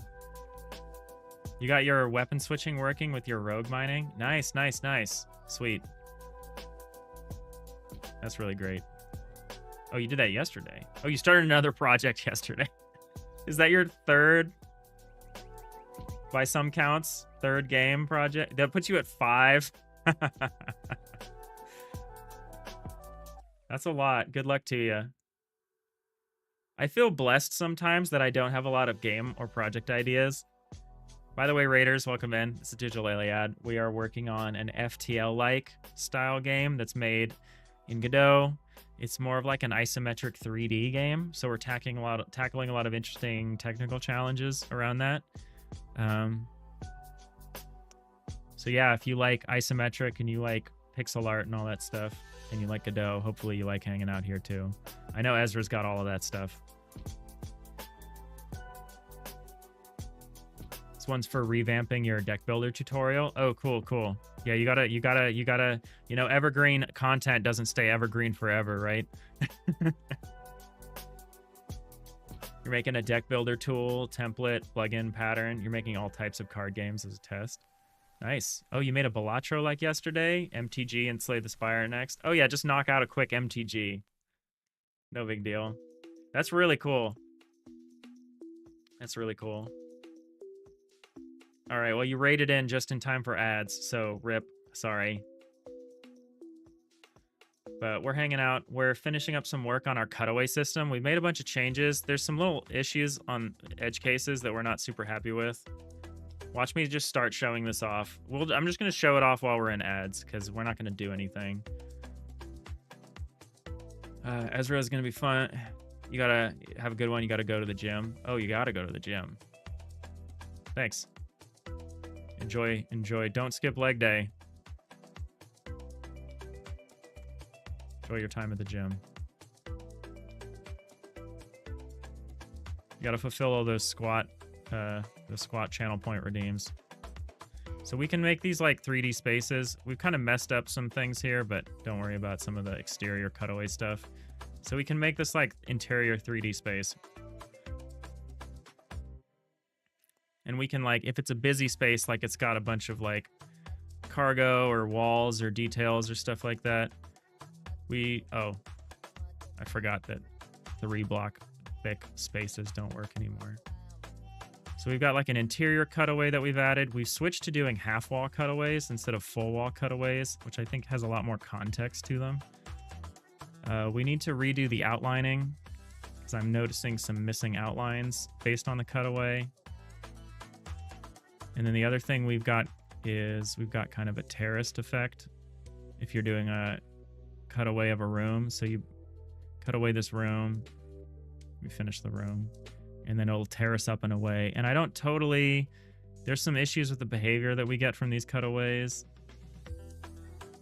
So like, yeah, there's this missing section. You can see as I go from here to here that it changes. The half wall cut is correct, but this little recession or rescission up above is wrong, and I'm trying to understand where that's happening. All right, Nick says, one way to deal with robots could be that you have to set up waypoints for the robots, but you couldn't directly move them around. You could just say that X1, Y1 is waypoint 1, which could be next to your storage zone, and set up a temporary X2, Y2, just like an enemy waypoint. Haul stuff over. Oh, interesting. Add some rollers. Yeah, you're like, hey, I know you're making FTL, but have you considered also making Factorio at the same time? Yeah, I don't know if we're going to do automation like that. There will probably be robotic characters, but they may just be considered part of your crew, like regular crew members with their own, you know, their own volitions and stuff. I think character ordering is going to be a little more RimWorld-like. I don't think you're going to have quite as much direct control as in like an FTL. Because the problem I'm running into is like these ships can be pretty big. Like this example block that I'm doing, just so it stays on one screen, is pretty small. But I'm imagining with like multiple layers and these big layouts, we're gonna have a big ship that you can't see all at once. So I don't think the action is gonna be quite as quick or tight as like an FTL. I think it's gonna be a little looser, a little slower, maybe something a little more like RimWorld. So I think adding some element of like indirect control is interesting, but we aren't really anywhere near that point. You're thinking about RimWorld. Yeah. So I'm also thinking about RimWorld. And, you know, we'll see. I'm not too worried about navigating because we're in like a Star Trek-like world. So there's definitely going to be like, yeah, maybe we do want a full cutaway if you get really close to a back wall like this, just so you can see right behind it. I think we're going to do what I suggested, which is like if you have a full wall, it becomes a half wall. And if you have a half wall already rendering like these 4 walls and you get close to them, they get cut away entirely. The problem I have right now is I don't have a mask for that. Like I don't have a state that's like full wall cutaway. It's either cut the wall down by half or cut the whole block out, including the floor. I need like a third option, which is like half cut the wall, full cut the wall, or cut the floor. So I need to add something like that, and then we can think about doing stuff like that.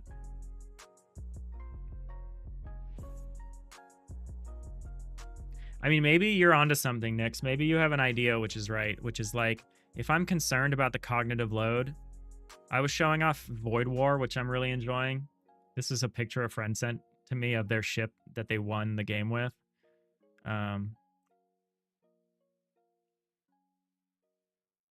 And they have so many crew members. You can kind of see it. You can't see it all, but it's 3 pages of crew members, and you have to control all of them. And I was just thinking about the cognitive load of that, and it just feels so high But you might be onto something, Nix, whereas if you automate more of the crew member's behavior, then instead of you having to micromanage every single crew member all the time, maybe what you're doing is you just have to intervene. So maybe someone who's set to man the weapon station will do certain activities automatically. Like they'll target, like if you target an enemy, they'll try to target it with their little gun, or maybe they'll go get more ammo, or maybe they'll start to try to repair the system if it's down. And so maybe they have set behaviors, and all you need to do is if you have like a higher priority, you can like override that. Kind of like RimWorld, where like you can kind of tell people to do jobs, but if you have a specific job in mind, you can be like, you need to do this now. And that will override it. So maybe that's a way to address that cognitive load of having too big a crew, is to have more automated behavior. So I'm going to keep that in mind. I think that's a really good suggestion. I think we'll continue to think along that way. Good example of that could be Kenshi's automation. You realize you basically described that. I have only seen Kenshi played. I have not actually played it myself, so I'm not super familiar, but if it's similar to that system, I'll look into it a little more.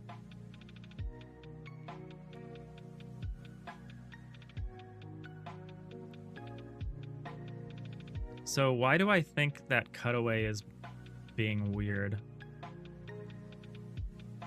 It probably has to do...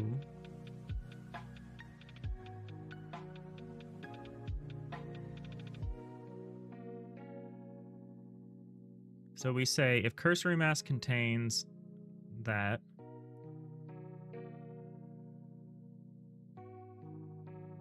okay, so we start here,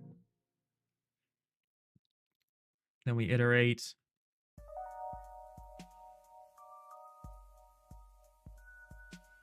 Wait, why are we iterating along Z? Oh, because I see. So we're stepping up.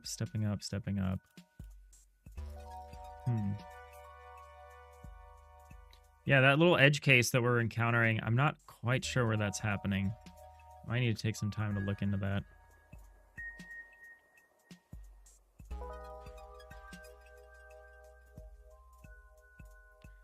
Nix. Yeah, I can set up waypoints. Okay, so in Kenshi, you can set up waypoints for your characters and set up a step-by-step instruction. Like, go to this piece of rock and mine until you have full inventory, then go and put it into this chest. Interesting. Yeah, I don't think we'll have, like, a behavior scripting option like that. I think it'll be more like, you're an engineer, so you do engineering things by default. You could be assigned a station. So, like, you're an engineer, maybe you're assigned, like, the transporter. So your job is to like make sure stuff gets transported. If the transporter goes down, you repair it. Or maybe the shields, or my example before was weapons. So I think it'll be like a combination of like, what kind of crew member are you? Are you like a red shirt? Are you like a yellow shirt? Or like a whatever, blue shirt? Are you a blue shirt? Are you a doctor? It's like, okay, then you'll do doctory things. Like if someone is injured, you'll run from the med bay and try to get them and bring them back or whatever. Like, yeah, I think having some of that behavior occurring automatically in a way that is intuitive, where you're like, okay, this person's a blue shirt, they're gonna do blue shirt stuff. I've assigned them to, you know, the med bay here, so they'll bring people back to this med bay. Maybe adding a way so people can create their own designations. Maybe not as a user, but as a mod developer could be cool. Yeah, stuff like that could be cool. You could create new roles. We're definitely very inspired. If it isn't clear from this image, we're doing a very Star Trek style implementation. So that's where I'm starting out from. And, you know, my biggest problem is, do I do the original series shirt colors or the next generation? This picture, it's the original series, where it's like the command class are like gold shirts and the red shirts are like the expendable crew members. I think I have to do that because I think everyone associates red shirts with being like expendable. So I think we're going to have a very visual, I think our visual language is going to be very Star Trek. At least for a lot of the factions. Maybe there will be more piratey factions where there isn't like an explicit role. Or maybe it's like there are other ways you can express like, oh, you have someone dressed like a Klingon. Well, that person's probably like a warrior or something. You got to have the Neelix role. God, Neelix. Not the Neelix cheese. Just gumming up all the electrics. We don't need Neelix and we don't need Neelix's cheese.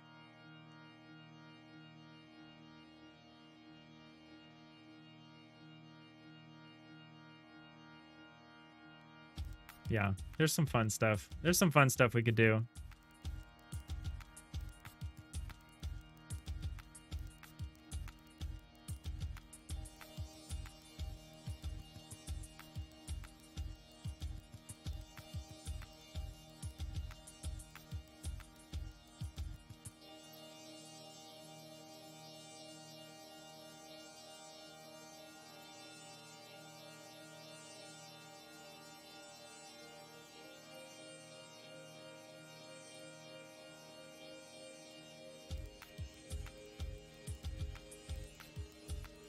Someone who has barely any idea about Star Trek, you're a bit scared about sentient coochies. Yeah, you should be. You should be. Weird stuff happens on Voyager. All right, so I have a few things I know I need to work on. I need a third kind of cutaway. So right now we just have cutaway half the wall or cutaway the whole block. We need cutaway half the wall, cutaway all of the wall, and cutaway the floor. So I need to add a third mask. Or a third designation. And then I need to sort out some of the literal edge cases with how we handle each specific blocks as we step up and away. It's based on the cursory mask and not the half-cut mask, I think. So I think I have an idea of where some of that problem is. However, I've got to wrap it up soon. I know we just got rated 15 minutes ago, but I'm going to pay it forward because I do have to get back to work soon. And I think we've accomplished everything we're going to accomplish today. But yeah, I appreciate the raiders coming in. I'm going to try to... We're gonna go to another Godot dev. Another Godot dev who is good. I think we're going to go to Erend. I don't know how to pronounce his name correctly. But they're a good Godot dev. Myth, thank you for the follow. We stream Tuesday through Saturday, so hopefully see some of you all soon. Either when I'm lurking in Ezra's chat, which I do often, or back here on my stream. Yeah, I'm gonna set up this raid. Aaron's a great Godot dev. Also someone who likes their squats. They're a power lifter, so hopefully the Ezra viewership is into that. I know the most fun thing to do is to make Ezra do squats. Hopefully Aaron's got a similar. Erend? Spelled Erend. They're a member of my stream team. I'm not sure what they're working on right now. I think they're working on a card game. See you, Iliad. Thanks. See you, Dumptic. It's been nice to catch you live here. But this has been episode 200, Digital Iliad. Here's looking forward to 200 more. We're not streaming tomorrow because tomorrow is a federal holiday in the United States. I have the day off work. I'm going to go try to do something fun. But we'll be back Friday. And then Saturday, I think we're going to play some more Void War. Which has been fun. So yeah, thank you all so much for watching. I hope you have a great rest of your day. Thank you again, Raiders. And I'll see you next time. Bye.